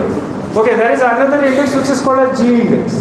ठीक है, जी इंडेक्स क्या करेगा, वही एच इंडेक्स से कैलकुलेटेड है, वो क्या करेगा, एच इंडेक्स का स्क्वायर करेगा, फिर क्यूमुलेटिव करेगा, उसमें देखेगा H index, you know like G is greater then H, वो चेक करेगा। आई am showing you in A table, I think you must be knowing I index, Google scholar में होता है आई टेल। आपके पास कितने पेपर है जो 10 साइटेशन किए हुए, 20 साइटेशन किए हुए, उसको बोलते हैं I index. Okay, just see here, यहाँ पे देखिए नंबर ऑफ साइटेशन, आपके पास 10 पेपर है, ठीक है, अब देखिए एच इंडेक्स इसका 6 है, क्योंकि 6 इसका बाद उसका नहीं। समझ में आ रहा है? 6 जो साइटेशन है, 1 2 3 4 5 6, you are getting my? So that is कितना कंसिस्टेंट है वो कैलकुलेट होता है। Even if you get a 5000 citation in the fast one, but आपका 6 इंडेक्स होता है। Someone is talking about like 70 paper है, यू हैव वाली एच इंडेक्स 20, मीन्स आपका 20 पेपर है जो साइटेशन 20 के ऊपर, बाकी 20 के नीचे। तो इसमें ये आता है जो मैं पब्लिश करता हूँ, so it gets citation. That means मैं क्वालिटी रिसर्च कर रहा हूँ। You are getting my point? So that shows that how consistent I am. फिर उसका बाद यू गो इट रैंक किया, ये जो है इसको क्या किया, इसको रैंक किया 1 2 3 4 ऐसे किया, इसका स्क्वायर किया। You are getting the point? 1 4 16 किया, फिर क्यूमुलेटिव समेशन किया, इसी को 22 ओके क्यूमुलेटिव करने के शुरू किया, 22 9 31 किया। यहाँ पे आप देखो ये जो है 68, cumulative is greater than 60, so G index is 8। You are getting my point? This is another index. फिर आई इंडेक्स 1 है, एज आई सेड वो डिपेंड करता है, आप जैसे गूगल स्कॉलर में आई 10 होता है, कभी आई 20 होता है, आई 50 होता है, आपका कितना ज़्यादा है, ठीक है। व्हेन आई से एच इंडेक्स 100, उसका मीन्स क्या है, मिनिमम उसका पास 10,000 साइटेशन। समझ में आ रहा है? तो if you go to USA, तो मिनिमम असिस्टेंट प्रोफेसर होने के लिए एच इंडेक्स 20 चाहिए। आपको 20 पेपर पब्लिश करना है, फिर 20 साइटेशन चाहिए। पर इंडिया में क्या है, अभी हम लोग डिस्कशन कर रहे हैं फेक जर्नल, प्रेडेटर जर्नल, ठीक है, और उसको भी हटा दो। अगर आपका जैसे कुछ हाथ खराब हो, अभी क्या है, वो हाथ को काट दो तो ख़त्म है। People are publishing in fake journal, predator journal, उसको आपको कंट्रोल करना है और हटा दो, काम खत्म। क्योंकि number of researcher in India doesn't have publication, वो पावर मेकिंग में वो लोग, ठीक है, डिसीजन मेकिंग में हो, तो वो लोग एक अदर से डिबेट करते हैं। बट फाइनली क्या होगा, जब आप बोल रहे हो कि वर्ल्ड रैंकिंग में आना चाहिए, कहाँ से आएगा, from where it will come up if you don't follow world matrix. एक दिन आपको फॉलो करना पड़ेगा, you have to do that, okay. This is fake matrix. बहुत सारी चीज़ें मैं कभी अभी जस्ट कुछ दिन पहले कैश में था, इंदौर था, मैंने देखा कि संस्कृत वाला एक में 10 रुपये का लिखा है, तो मैंने बोला आपका है ही नहीं, आप कहाँ से लाए? देखा है कि वो जर्नल में क्या क्या लिख दिया है 10 रुपये, यू नो। और so this are all fake journal. You try to understand when UGC says peer reviewed journal, so peer reviewed journal meaning क्या है? It doesn't means कि जो जर्नल के ऊपर लिख दिया peer reviewed, वो नहीं है। इसका मीनिंग है जो कमिटी है, they make a decision, ये जो आर्टिकल है इसमें कुछ वैल्यू एडिशन हुआ ही नहीं या नहीं। Try to understand peer review का मीनिंग क्या है। It's all about quality addition. मैंने कुछ काम किया, एक ग्रुप ऑफ एक्सपर्ट उसको एनालाइज किया, उसमें क्वालिटी डाला, ठीक है, उसको इम्प्रूव किया। अगर वो प्रोसेस नहीं हुआ है, even if it is written, so it is not decided as peer review journal. मगर ये आपका बहुत सारे जर्नल होगा, 2515 रुपया देता है, उसको बोलते हैं predator journals. I think you must be knowing predator, उसको बोलते हैं बकरा रिसर्चर, ठीक है, बकरा। तो उसमें क्या होता है, वो जो पब्लिशिंग हाउस है वो ढूंढते हैं कौन सा बकरा है 2500 उसे लूटना है, ठीक है। और जो बकरा रिसर्चर है वो खुश भी है, even if some of the faculties 2500 में छपा दिया, एक दिन में छप गया, आप क्या 1 year why should I wait, और मेरा इम्पैक्ट फैक्टर 10 है। द क्लेम ऑल्सो, मैंने बोला इम्पैक्ट फैक्टर क्या है, कौन करता है, ठीक है। Same thing if you go to IIT, अब IIT में किसने अप्लाई किए हो तो आपको पता चलेगा, वो ऑलरेडी उनका जो डाटाबेस है वहाँ पे लिख दिया, साइंस साइटेशन इंडेक्स नहीं है तो आपका वो एंट्री ही नहीं। समझ में? Even if not scope, science citation नहीं है तो आप जब भी जैसे अप्लाई करते हो ना, अप्लाई ही नहीं करता, वो ऑटोमेटिकली उसको एक्सट्रैक्ट करेगा। Getting my point? So don't be in trap of fake journal. Try to understand fake journal का problem है. Even if when you are writing a paper, don't cite fake articles. 404 बोलते हैं, ठीक है? 404 क्या है?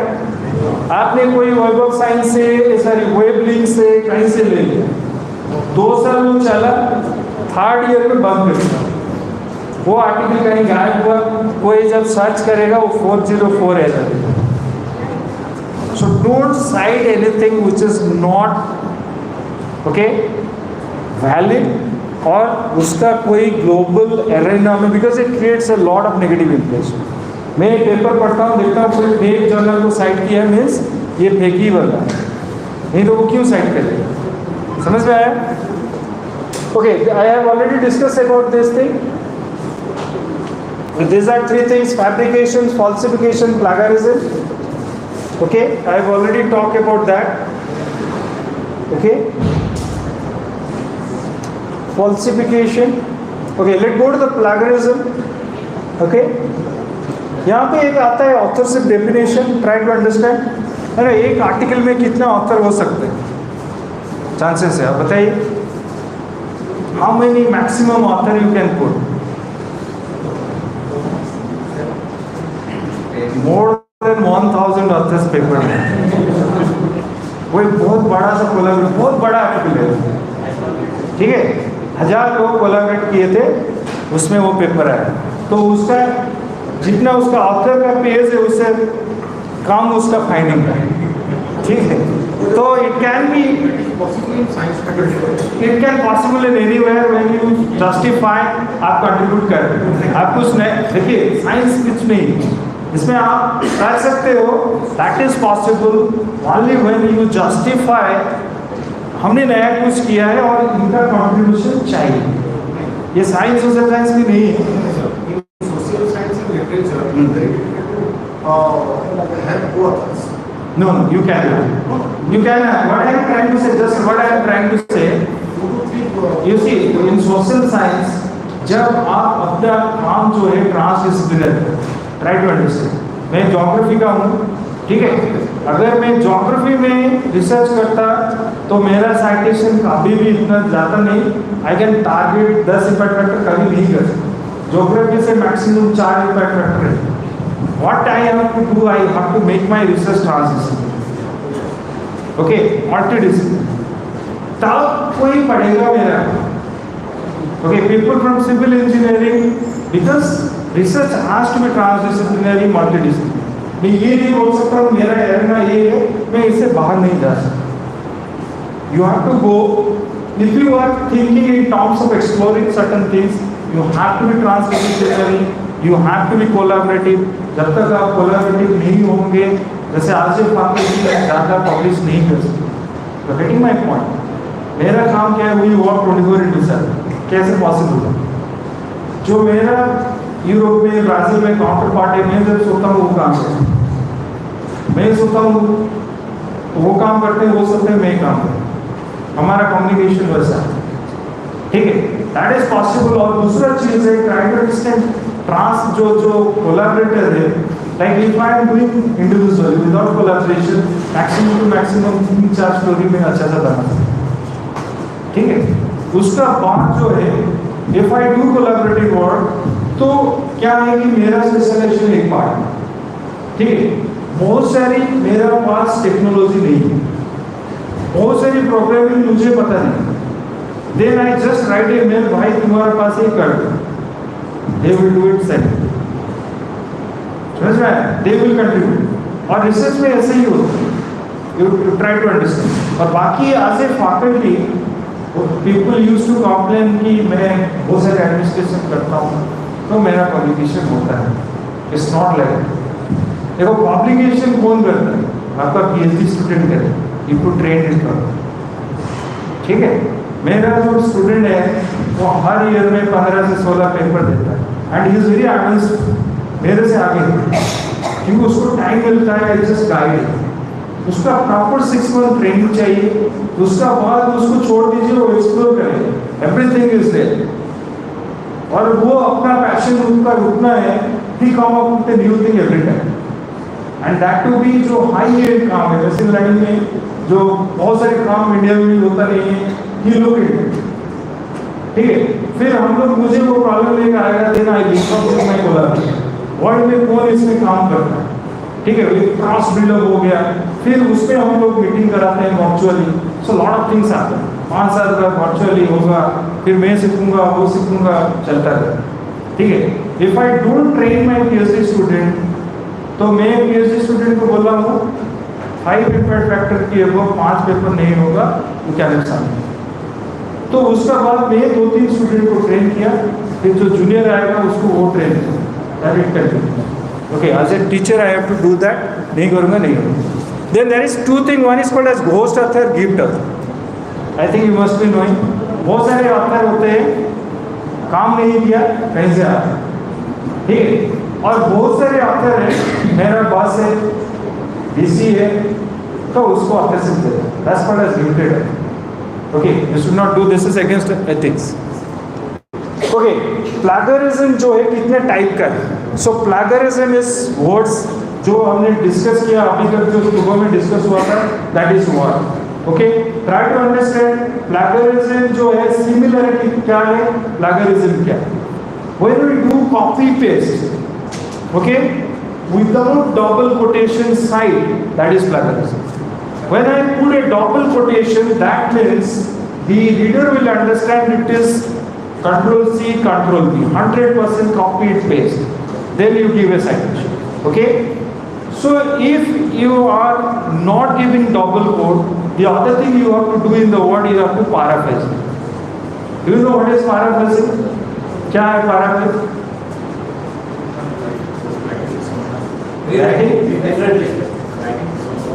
ओके, और कोई? सो पैराफ्रेजिंग में हम क्या करते हैं, आजकल टेक्नोलॉजी आ रही है, there is some spamming software, हम कुछ वर्ड चेंज करते हैं बीच में, राइट, डिफरेंटली वर्ड चेंज करते हैं, ठीक है। जो ऑथर है, just think of he is from Europe, उसने अपना इंग्लिश में लिखा, हम लोग का राइटिंग है इंग्लिश, ठीक है, हमने उसमें बीच में वो कुछ इंग्लिश चेंज कर, जब कोई पढ़ेगा वो इंग्लिश नहीं हो, उसका ना फ्लो है ना कुछ, समझ में आया। So that is plagiarism. Paraphrasing का मीनिंग क्या है? Paraphrasing is just read the para, understand the para, okay, memorize the para, write in your own word without changing the meaning, okay, और द कंटेंट अपने word में लिखिए, side कीजिए। So that is called paraphrasing. समझ में आया paraphrasing? Okay, so two things we have to do when you are writing a literature review. हम लोग क्या करते हैं? इफेक्टिव समराइजेशन करते हैं। एक पेपर का जो इंपॉर्टेंट पॉइंट है उसको कैसे सिस्टमेटिकली लिख के साइड करें। So you just think of, अगर मैंने कुछ लिखा, उसका मीनिंग ही चेंज कर दिया, उसको साइड कर दिया, दैट इज ऑल्सो प्लैगियरिज्म। लिखते लिखते उसका मीनिंग को चेंज कर दिया, वो तो बोला नहीं, आप इसको साइड कर दिया, that is plagiarism. Okay, so this is called plagiarism of word. और दूसरा प्लैगियरिज्म क्या हो सकता है? Idea, diagram, figure table, computer program, findings, writing, information, lecture, presentation, printed material, electronic material. उसमें क्या करना है आपको? कॉपीराइट चेक करना। I think you must knowing what is copyright. Common creative license होता है, ठीक है, CC होता है, उसमें लिखते हैं CC by NC, उसका लिखता है, इसको आप शेयर कर सकते हो, नहीं कर सकते हो विद एक्नॉलेजमेंट। कॉमर्शियल हो सकता है, नॉन कॉमर्शियल होता है, उसका एट्रीब्यूट उसके पास देता है। Whenever you take any table, figure, presentation, information, check the copy. जो ऑथर है उसका कॉपीराइट में उसको ऑथर को दिया गया है, भाई इसको यूज करना है, कैसे करना है। अगर उसको आप एक्नॉलेज कर रहे हो, नहीं, वो आपको दिया है, नहीं दिया, देन यू कैन यूज। समझ में आ रहा है? So better check the copyright, CC, okay. इसका बाद you just think there are varieties of things which are there, try to understand. और एक चीज आपको समझना पड़ेगा, you know what is common word. Common word क्या है? Do you require to cite everything? किसको आप साइट नहीं करोगे? साइट नहीं करोगे जो आपका आइडिया है, आपको साइट नहीं करना पड़ेगा. अगर आपका आइडिया ऑलरेडी पब्लिश है, उसको साइट करना पड़ेगा, सेल्फ साइट. अगर मेरा आइडिया पब्लिश नहीं है, that you don't require to cite. Another word is called as common word. Common word ये वर्ड है जो 3 जगह साइटेड नहीं, आपको 3 जगह मिला, उसको साइट नहीं किया, वो एक कॉमन वर्ड. जैसे आपका नाम है, प्लेस है, कुछ ऐसा. हमें जो सिमिलरिटी टेस्ट करते हैं, that is the common word which is sold. जो सिमिलरिटी टेस्ट करते हैं, ये प्लैगरिज्म अभी नहीं. प्लैगरिज्म तो चोरी करना है, ये चोरी करना नहीं है. आपने क्या किया, उसमें बहुत सारे कॉमन वर्ड को वो सॉफ्टवेयर पिक करता है. That is 10% is all. समझ में आया? सिमिलरिटी रिपोर्ट होता है. इसका आता है लेवल ऑफ प्लैगरिज्म. आप कितना चोरी कर सकते हो, नहीं कर सकते हो, यूजीसी ने इसको डाला है. ये बोर्ड जो यूजीसी साइट उसमें है, जैसे लिख रहा है, इसको फॉलो करो. 0 टॉलरेंस इन कोर एरिया. ठीक है, 0 tolerance in core area. Core area कौन सा है? आपका एब्स्ट्रैक्ट है, आपका रिजल्ट है, आपका कंक्लूजन. ठीक है, you see abstract, summary, hypothesis, observation, result, conclusion and recommendations. So these are the region which is called as core area. वहाँ पे कोई copy paste reference citation नहीं चाहिए. समझ में आया? But UGC different. अगर इसमें पकड़ा जाएगा maximum penalty. Then इसका बाद आया जो बाकी areas है. बाकी area कौन सा है? matter method है, discussion है. ठीक है? So that section, so similarity 10% excluded. समझ में आया? Then similarity 10 to 40%, 40% to 60%, above 60%. So level 1, no, ये जो level 1 है, no mark credit to be awarded, resubmission within 6 months. Level 2, resubmission after 1 year, 18 months, registration to be cancelled, no provision for resubmission. These are things which UGC define. ठीक है, university भी follow नहीं करती. ठीक है, समझ में आया? Because they don't understand what is plagiarism. एक रिपोर्ट है, ये प्लैगरिज्म रिपोर्ट नहीं है. प्लैगरिज्म आपका जब तक आप पब्लिश नहीं हो, कभी भी कोई आपका अगेंस्ट में कंप्लेन करते हैं, वो आपने मेरे से चोरी की. फिर उसका बाद इवन वो चोरी नहीं किया, एक यूनिवर्सिटी एक कमिटी या बोर्ड बनाया, आप जाके बोलोगे मैं नहीं किया, वो बोलेगा किया. फिर कमिटी डिसाइड किया नहीं किया, उसके ऊपर डिसाइड किया. समझ में? वो कभी भी हो सकता है. Many people, big peoples like CNR Rao, okay, वो भी प्लैगरिज्म में है. Many people. अगर आपका आर्टिकल में ये सब कुछ हुआ, आप अगर मर भी गए, अगर पेपर को रिट्रैक्ट करना है, मरने की बात ही प्लैगरिज्म आ सकता है. ओके, हमने क्या किया, बस एक लाइब्रेरी से डाल के ले आया और बोला प्लैगरिज्म नहीं. प्लैगरिज्म वो नहीं, वो सिमिलरिटी. समझ में आया? ओके, ये नॉन कोर एरिया है. ठीक है, उसका बाद ये टीचर के लिए, टीचर का भी कोई जो एक्शन है, अगर पकड़ा जाता है, उसका प्रमोशन भी बंद होता है. ये सब है उसी से रेगुलेशन में. कोई फॉलो नहीं करता है तो अलग बात है. ठीक है, हाउ टू अवॉइड प्लैगरिज्म. आपको सिंपली क्या करना है, लिखने के बाद you go to Turnitin. I think university Turnitin है नहीं, अरे लीजिए प्रोसेस. हाँ, प्रोसेस में है, क्योंकि वो वाला जो है घूमता है देखने के लिए. जब आप when you are drinking it, bring Turnitin with AI report भी आना चाहिए. समझ में आया? तो अभी जो है आपको क्या करना है, अपने पेपर को गो टू टर्निटिन, रिपोर्ट आना. रिपोर्ट आने के बाद यू जस्ट चेक, क्या चेक करना है, जो कॉमन वर्ड है जस्ट ब्रिंग बिलो 10%. कॉमन जो वर्ड है, अगर उसी को आप देखिए वो कॉमन वर्ड है या पूरा सेंटेंस हो. आपने क्या दिया होगा कि 3 वर्ड 5 वर्ड दिया होगा, वो क्या करेगा, अगर पूरा 4 सेंटेंस 5 सेंटेंस आप दिया है, वो प्लैगरिज्म ही नहीं, वो सिमिलरिटी नहीं, उसको आपको पैराफ्रेज करना। समझ में आया नहीं है? अगर वो डबल कोट है देन इट्स ओके, वो भी 10% डाला होगा। Get my point. आप क्या करना है, एक रिसर्च में मैं बोलूँगा सबको, तो मैं डबल कोट कर दिया क्या 100% वो हाई सिमिलरिटी, मैं तो डबल कोट किया, तो वो बोला है कि आपको वाले 10% कर सकते, हमें वही सिमिलरिटी 10% आपको अलग पैराफ्रेज करके आपका नहीं आएगा ना, 3 वर्ड की ज़्यादा आएगा तो कैप्चर करेगा ना, अगर वो कॉमन वर्ड है तो हो जाए। हाँ वो साइड आप you are not getting my, जो सिमिलरिटी रिपोर्ट आएगा वो 10%, आपने पैराफ्रेज किया तो सिमिलरिटी नहीं आएगी, ठीक है, वो तो क्वेश्चन नहीं आया। अगर मैं कंट्रोल सी कंट्रोल भी करता हूँ तब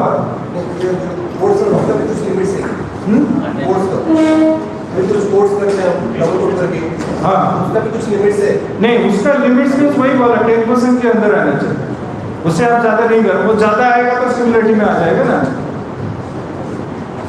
क्योंकि जो एल्गोरिथम है वो डोंट डिफरेंशिएट ये सिमिलरिटी है या चोरी किया है, जैसे एल्गोरिथम वो टेक्स्ट को मैच करके करता है, ठीक है, आपको झूठ में वो बेचता है प्लैगरिज्म सॉफ्टवेयर, और हम लोग इतना बेवकूफ है, हाँ ये प्लैगरिज्म सॉफ्टवेयर, वो क्या बता देगा ये चोरी किया नहीं किया, ये बताएगा भाई ये टेक्स्ट कहीं से कॉपी किया है, 3 के ज्यादा 5 के ज्यादा वो दिखता है, आप चोरी किया नहीं किया उसको मतलब बाद में अपने आप देखें, ठीक है। Okay, so before I go to this, finish my talk, I'll just give you one thing which we are facing right now. It's called as AI generated text. ठीक है, आजकल हर researcher ChatGPT generative AI use कर, ठीक है, ethically वो correct है कब, अगर हम लैंग्वेज इंप्रूव कर रहे हैं, राइट, अगर हम लैंग्वेज इंप्रूव कर रहे हैं, पहले क्या होता था जब जनरेटिव AI नहीं होता था, सो पब्लिकेशन हाउसेस वो सर्विस देता था native language improve. If you go to the Elsevier, आप सबमिट करो, वहाँ लिखा है आप AI को लैंग्वेज इंप्रूव करने के लिए लिख सकते हो, यूज कर सकते हो, पर आपको डिक्लेयर करना पड़ेगा, ठीक है। अभी क्या है, जो टॉर्नेडिन है उसने डिफाइन किया है 20% तक दिखाएंगे, ठीक है। शोध गंगा अभी I don't know, it's a business strategy of टॉर्नेडिन, शोध गंगा ने अभी जब आप थीसिस सबमिट करोगे, वो बोल रहा है कि ये आपको ये रिपोर्ट भी सबमिट करना है, बिकॉज AI का रिपोर्ट वो 20% के नीचे होगा। AI का प्रॉब्लम क्या है, वंस वो पकड़ लिया फिर उसका बाद आपको ढूंढना पड़ेगा उसका बाईपास, ठीक है, there are number of bypass software, वो लैंग्वेज को चेंज कर, एक बार पकड़ा गया फिर उसको रिड्यूस करना बड़ा डिफरेंट, फिर पेपर का वो क्वालिटी डिफरेंट कर, ठीक है। इसीलिए स्टार्टिंग पॉइंट से don't use, better writing your own words, ठीक है। अगर ये AI को आप अगर स्मार्ट हो, मैं क्या करूँगा, अगर मुझे कुछ आइडिया चाहिए मैं AI यूज कर सकूँ, मैं कुछ लिख रहा हूँ, you know like I am writing, I want to write in a different, वही डिस्कशन सेक्शन को मैं थोड़ा अलग पर्सपेक्टिव से लिखना चाहता हूँ, वो आपको एक ब्रॉडर आइडिया दे देगा, क्योंकि वो एक दिमाग है, वो आपको दे देगा ये एक बाउंड्री है, इसमें आप लिखिए, तो आप क्या करेंगे अपने वर्ड में, in your own word you can write, but once you use AI वो होल पैराग्राफ को दिखा, समझ में आया, एंड उसमें हमको पता नहीं हाउ इट वर्क्स ऑल्सो, और वो सच है झूठ है पता भी नहीं, बहुत लोग कंप्लेन करते हैं अपने वर्ड भी पकड़, तो क्या कर सकते हैं, वो तो डिफाइन कर दिया 20% के नीचे वो दिखाई नहीं। सो इफ यू सी टॉर्नेडिन, जो पुराने खरीदे हैं उसका मालिक सिमिलरिटी रिपोर्ट है, अगर नया है 5 लाख के बाद और कुछ लाख देंगे तो AI का रिपोर्ट है, वो दोनों रिपोर्ट आपको चाहिए, ठीक है। So that you have to keep this thing. बाकी है कि there are number of AI tools, वो आपका काम फास्ट कर सकता है, पेपर पढ़ना है, समराइज करना है, so there are number of tools are there which can make you fast, systematic arrange करना है, that can be, but AI आपका जो माइंड है उसको टेक ओवर ना, ऐसा है कि मैं जाके एआई को बोलता हूँ मेरे के लिए एक पेपर लिख दो, मेरा सुपरवाइजर बोला है उसको एक पेपर चाहिए प्रमोशन के लिए, भाई मैं जनरेटिव एआई में लिख दूँ, वो लिख के भी दे देगा। और वो क्या करेगा, जो क्या है कुछ हाइपोथेसाइज ऑथर ही दे देगा, कुंडू 2000 कोई होगा ही नहीं, ठीक है, वो रेफरेंस ही दे देगा, टेबल भी बना। But there are number of positive thing you look into AI, उसमें जैसे मुझे कुछ कोड लिखना, आई कैन डू दैट, ठीक है। अगर मेरा डाटा को मैं वैलिडेट करना चाहता हूँ, मैं करता हूँ, समझ रहे हैं। मुझे ब्रॉड आइडिया चाहिए, मैं करता हूँ, मगर मैं उसको क्या करता हूँ, use it as to get idea, not output, समझ रहे हैं। These are things which you have to keep in the mind, ठीक है। So these are things which will be coming days, there will be lot of problems will be coming. तो हमको क्या करना पड़ेगा, we should be careful, 20% के नीचे कर अभी जो आएगा आगे पॉलिसी नहीं। और एक चीज याद रखिए, I was listening to for thesis writing, तो देखिए थीसिस राइटिंग में बहुत सारे यूरोप यूनिवर्सिटी में क्या करता है, they don't do paper work, वो क्या करते हैं, आपका सिनोप्सिस है, उसका बाद स्ट्रेट आगे आप कितने पब्लिकेशन किए, आपका आउटपुट फाइंडिंग्स रिकमेंडेशन उतना ही लेते हैं, मतलब उतना ही लेते हैं, बाकी कुछ नहीं लेते। तो whenever I am doing my thesis, मेरा पहला चीज क्या है, जो लिटरेचर रिव्यू है वहां से 2-3 पब्लिकेशन करना है। Even if you can put your publish paper उसको सीधा लेकर थीसिस में डाल सकते, क्योंकि एल्सेवियर क्या करता है, कॉपीराइट में बोलता है if it is a PhD scholar work you can utilise straight away in your thesis, और यू एक्सटेंड उसको, आप थोड़ा एक्सटेंड कर सकते। आप अगर 2-3 पेपर कर लिया, इसको इधर आप इंटीग्रेट करके एक, जैसे नॉर्मली क्या होता है, आपका पहला जो है इंट्रोडक्शन होता है या सिनॉप्सिस टाइप का होता है, then we go with material method, then we go with literature review, फिर आपका रिजल्ट होता है, ठीक है, आपका फाइंडिंग 3-4 होता है, फिर उसका बाद एक सेक्शन होता है discussion, then conclusion summary and conclusion recommendation, इतना ही हो, उसको हम डिफरेंट फॉर्मेट में डालते हैं, ठीक है। अगर मैं क्या करूँगा, जो मेरा first year, I will try to publish at least 2 papers, 1 paper डिप्लोमेट्रिक और सिम्टोमेट्रिक एंड एसे मिनिमम। अगर थोड़ा सा कोई ज़्यादा एडवांस है, गो फॉर एसे। और आप ये रखिए, इसके लिए कोई पैसा नहीं चाहिए, सब ओपन सोर्स, आर है, आर स्टूडियो है, वॉइस क्लियर है, सब ओपन सोर्स, हमारे डाटाबेस आपको लाते हैं। फिर उसका बाद we work with the results, वहाँ से हम 2-3 स्टोरी बनाते, 3 स्टोरी नहीं, फिर आपका 3 चैप्टर होगा। फिर अगर आपका कोई फील्ड बेस्ड काम, आप उसको डाल के रखें। फिर क्या होगा, you know in the process आपके पास एवरीथिंग इज रेडी। आप जब फाइनली आपका लिखेंगे, 2 टाइप का होता है, इधर I can directly put it if it is published because they are given the copy, और आई कैन जस्ट एक्सटेंड, जो फिगर टेबल है वही होगा, लिखने वाला पार्ट में एक्सटेंड करो, क्योंकि बहुत सारी चीज में पेपर में नहीं है, ठीक है, वो मेरा सप्लीमेंटरी है, आई कैन एक्सटेंड दैट। उसमें क्या होगा, आप simultaneously we go with that. आप फिर आपको आरटीए जब आप सबमिट करोगे, वो 1-2 मंथ का काम है, just to cover, this is how we work, ठीक है। On the process you will learn many. और दूसरा चीज हम क्या करते हैं, आज एक पीएचडी स्कॉलर उस प्रोसेस में धीरे धीरे हम दूसरे फील्ड को कोलैबोरेट करते हैं। मेरा पास में even it is not part of my research, ये 2-3 स्टोरी वहाँ पे टारगेट करता हूँ स्टूडेंट को, कि आप देखो कि आपका जॉब मार्केट कहाँ है, हर टाइम पे आपको फैकल्टी जॉब मिलेगा, you know that is a, कभी निकलेगा, कभी अपॉइंटमेंट होगा, दैट आर स्टूडेंट्स, उसका पहले मुझे सोचना है what is the job market, मेरे फील्ड में what is going, so that part I look in, उसको मैं स्किल कर। और पीएचडी स्कॉलर का क्या है, यू शुड बी स्किल्ड, तभी लोग आपको हायर करें।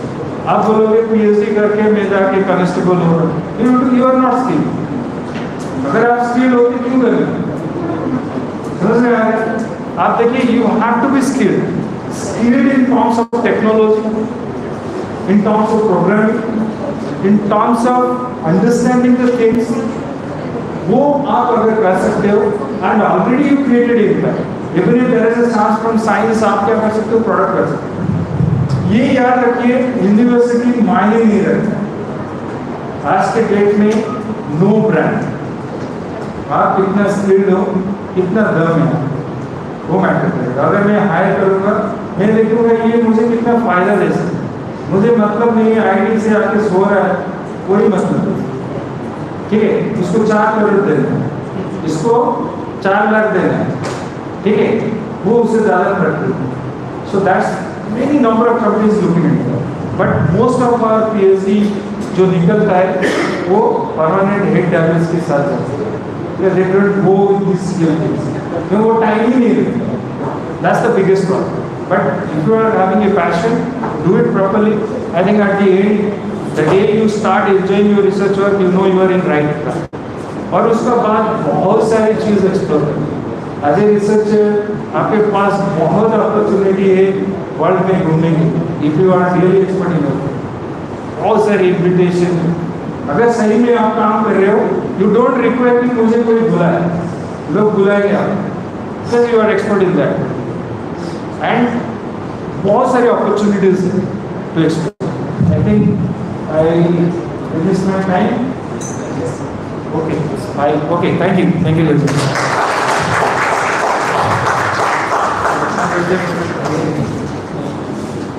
So any questions, anything if you want?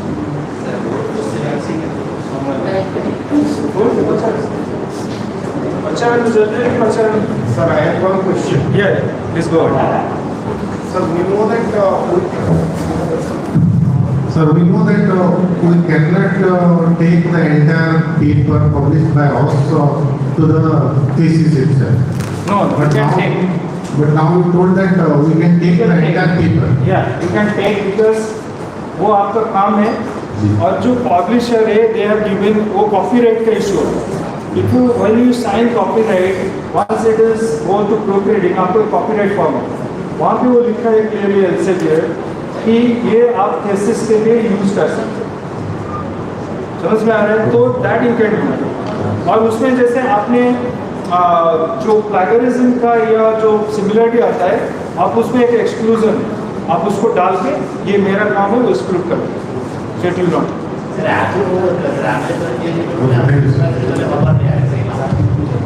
देखिए आगुरी होनथिला काइना कॉपीराइट इश्यूज थी.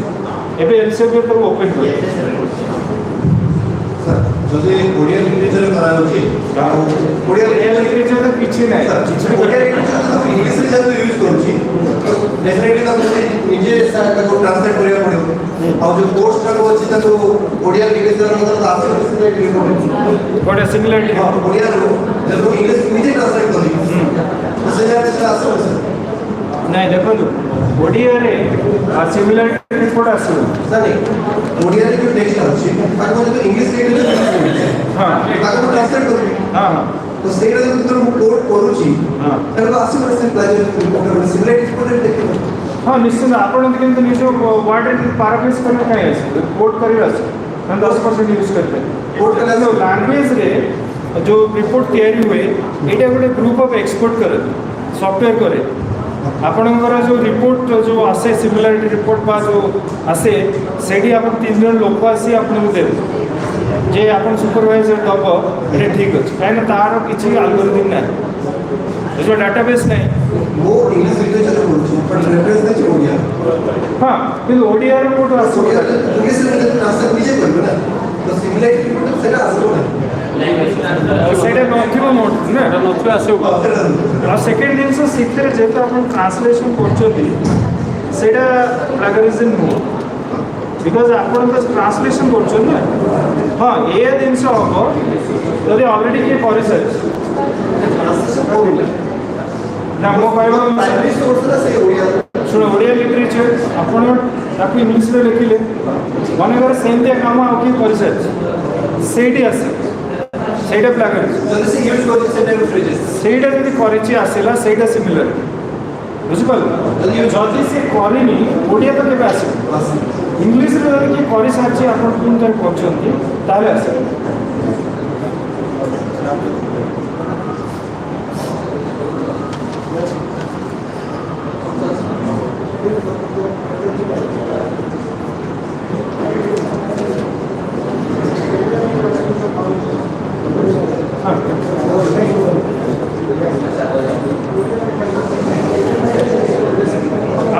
क्वेश्चन अच्छी पचारे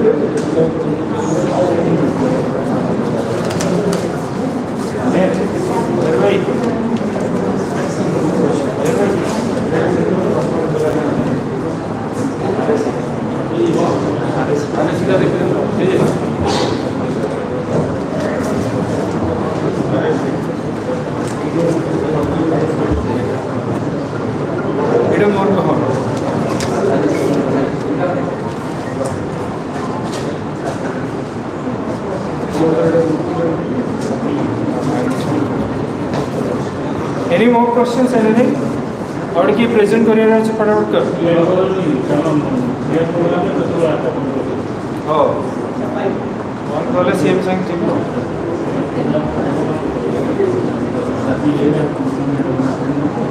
ट्रेन में वन कर दे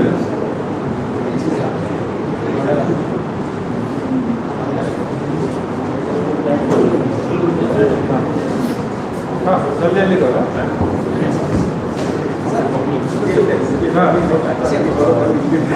Hello.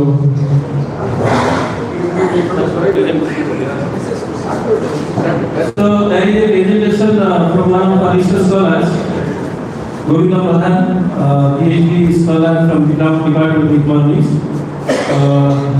His presentation entitled Caste Stratification,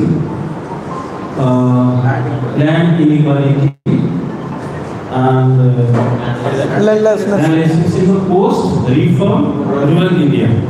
So it is maybe 10 to 15 minutes. 5 minutes. Just tell me statement of your research. Okay. Thank you. Yeah. Thank you, sir. As you, anyone can easily guess that I'm going to say about the land inequality in India.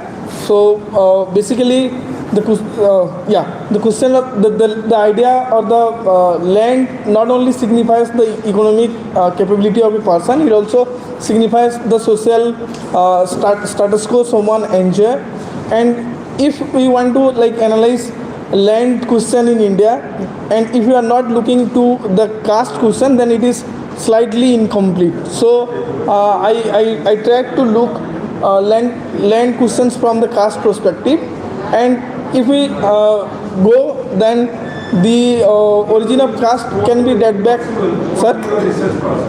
Yeah, next.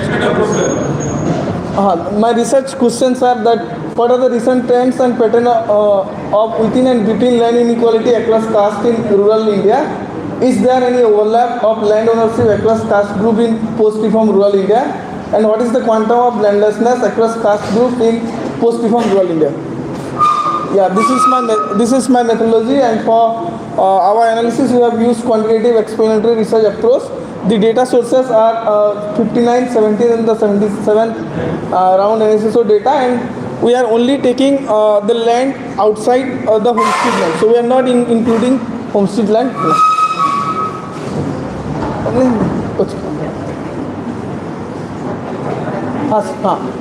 From this table you can see that the proportion of for every caste group, the proportion of land owned is greater than the proportion of household except the SC caste group. Again, if you look into the mean, then the mean land holding size of scheduled caste group is the lowest, and it is likely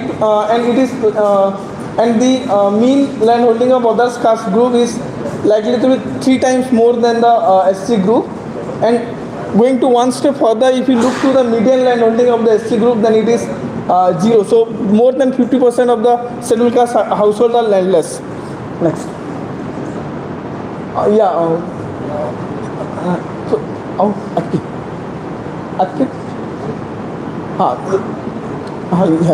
So we are not only looking to the mean, we are looking at every percentile that what is happening, and we can see that in every percentile the percentile land holding of scheduled caste household is lower than that of the average.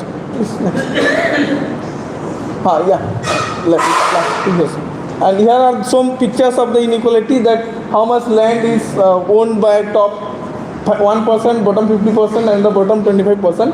Next.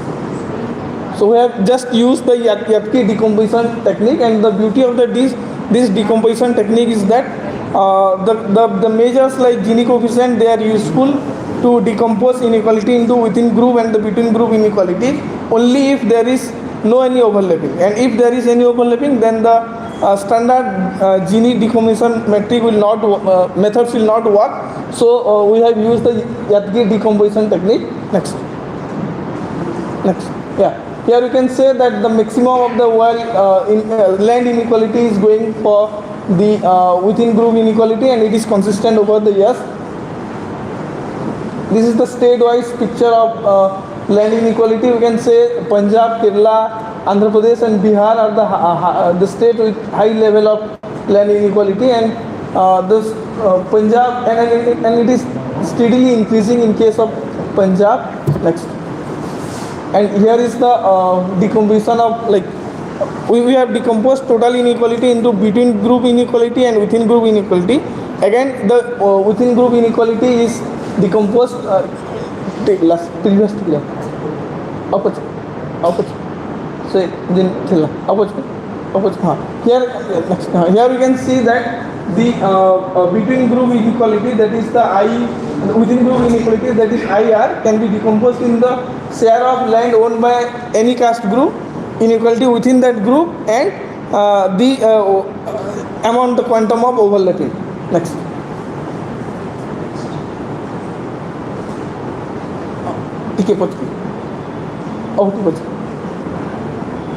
Out. Previous. Next time. Previous. Yeah. Here you can see the picture, that is what is the share of population and land holding and all those things. Next. Next. Yeah. Previous one. Yeah. This is the the table that shows the landlessness in rural India. One is the landless household with homestead land and landless household excluding homestead land, and this follows likely to be a U-shaped curve. First is decline, then it increased. And next. This is like how much percentage of people from a particular caste group are like landless. Next. And this shows the landlessness across the state, and the benchmark is the national level, and the state above the national level have the more landless households, and we can say that Tamil Nadu, Punjab, Andhra Pradesh have the highest level of landless households.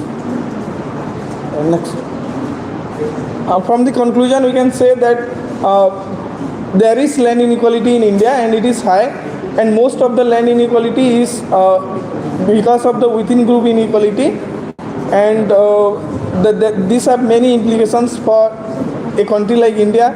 Because of land inequality, if we look, the immediate impact will be the increase in tenancy, which is growth retarding for agriculture, and it has another like not welcoming implications for Indian agriculture as well. Thank you. So, I'm from economics. Okay, you are from economics. Yes, sir. Just, like, you don't have a statement of research problem. You started with the research question. What's the difference between research problem and research? Research, sir? You started with research question instead of research problem. Yes, sir. I know about thesis. What? this is part of my thesis. Like, you have a lot of lacuna. First of all, you have to define your statement of research. Yes, sir. Your title is okay, but still you are doing for India or Odisha or what you are doing? All over India, sir. All over India. Rural India. It's okay. Then what I am trying to say, so there are a lot of issues related to, like landlessness of marginalized community. Yes, There are a lot of problems there. So why you identify this as a statement of research? Yes, sir. That thing I have. Just point number one. Yes, sir. You don't have an objective also. Okay. So in between you have not done any literature.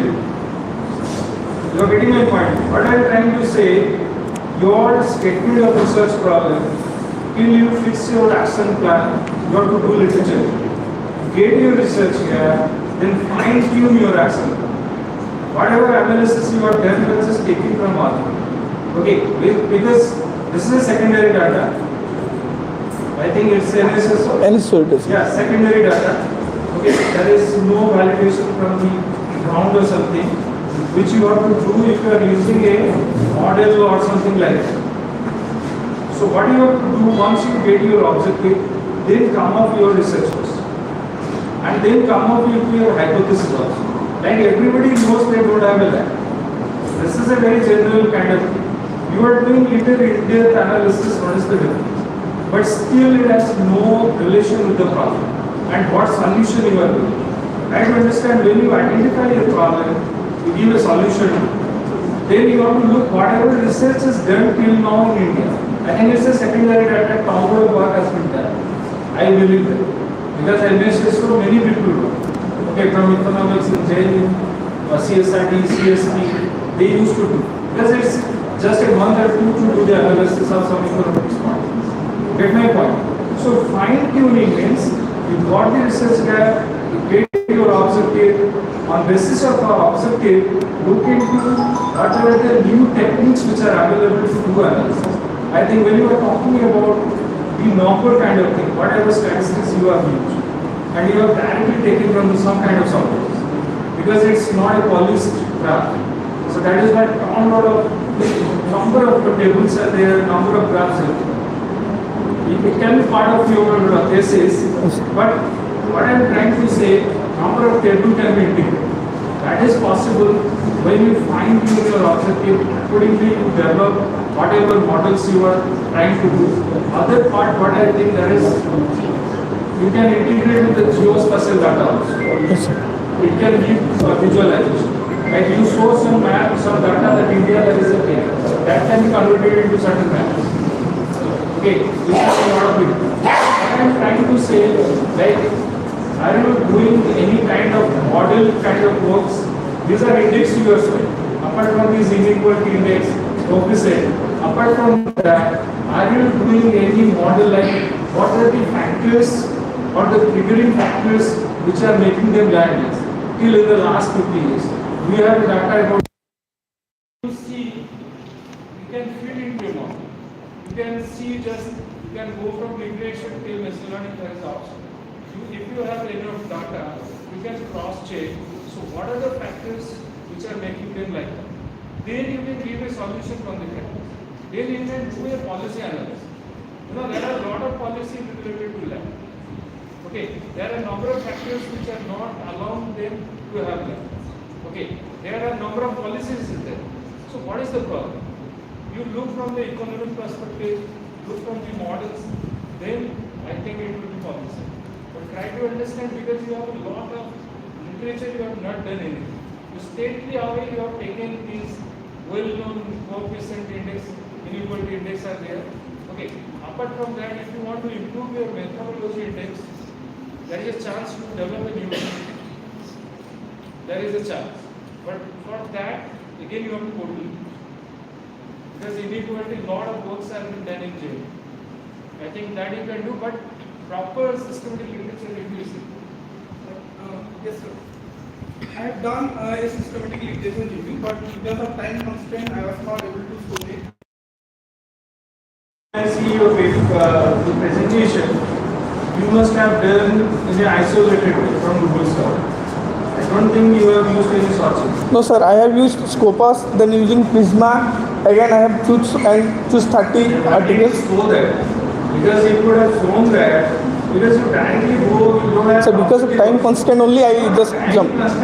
So you just see, whenever you will be looking for a job, okay.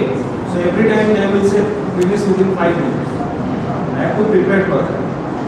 किसको दिखाना है, किसको नहीं दिखाना है, वो सुनने वाले नहीं है. अब जब आप इंटरव्यू दोगे वो पता चलेगा. Yes. मैंने वो इंटरव्यू और 5 मिनट में खत्म करो भाई. 5 मिनट में मैं क्या कर सकता हूँ वो डिसाइड करो.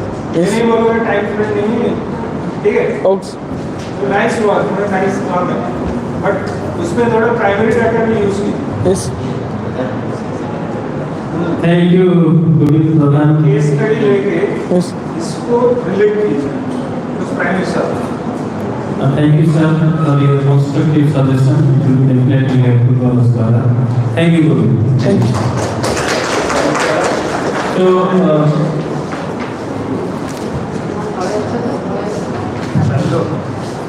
on behalf of Maharashtra University, I thank our research person, Professor Manoranjan Mishra sir, for delivering 3 lectures in 1 visit. So thank you so much, sir, for your hard work and dedication and keeping your request. Yesterday, sir delivered one lecture at Geography Department, and again yesterday he delivered another lecture at the Department of here, organized by IQSC, and today is the 3rd lecture. So on behalf of the university, on behalf of IQSC, on behalf of Department of Geography, I thank you, sir.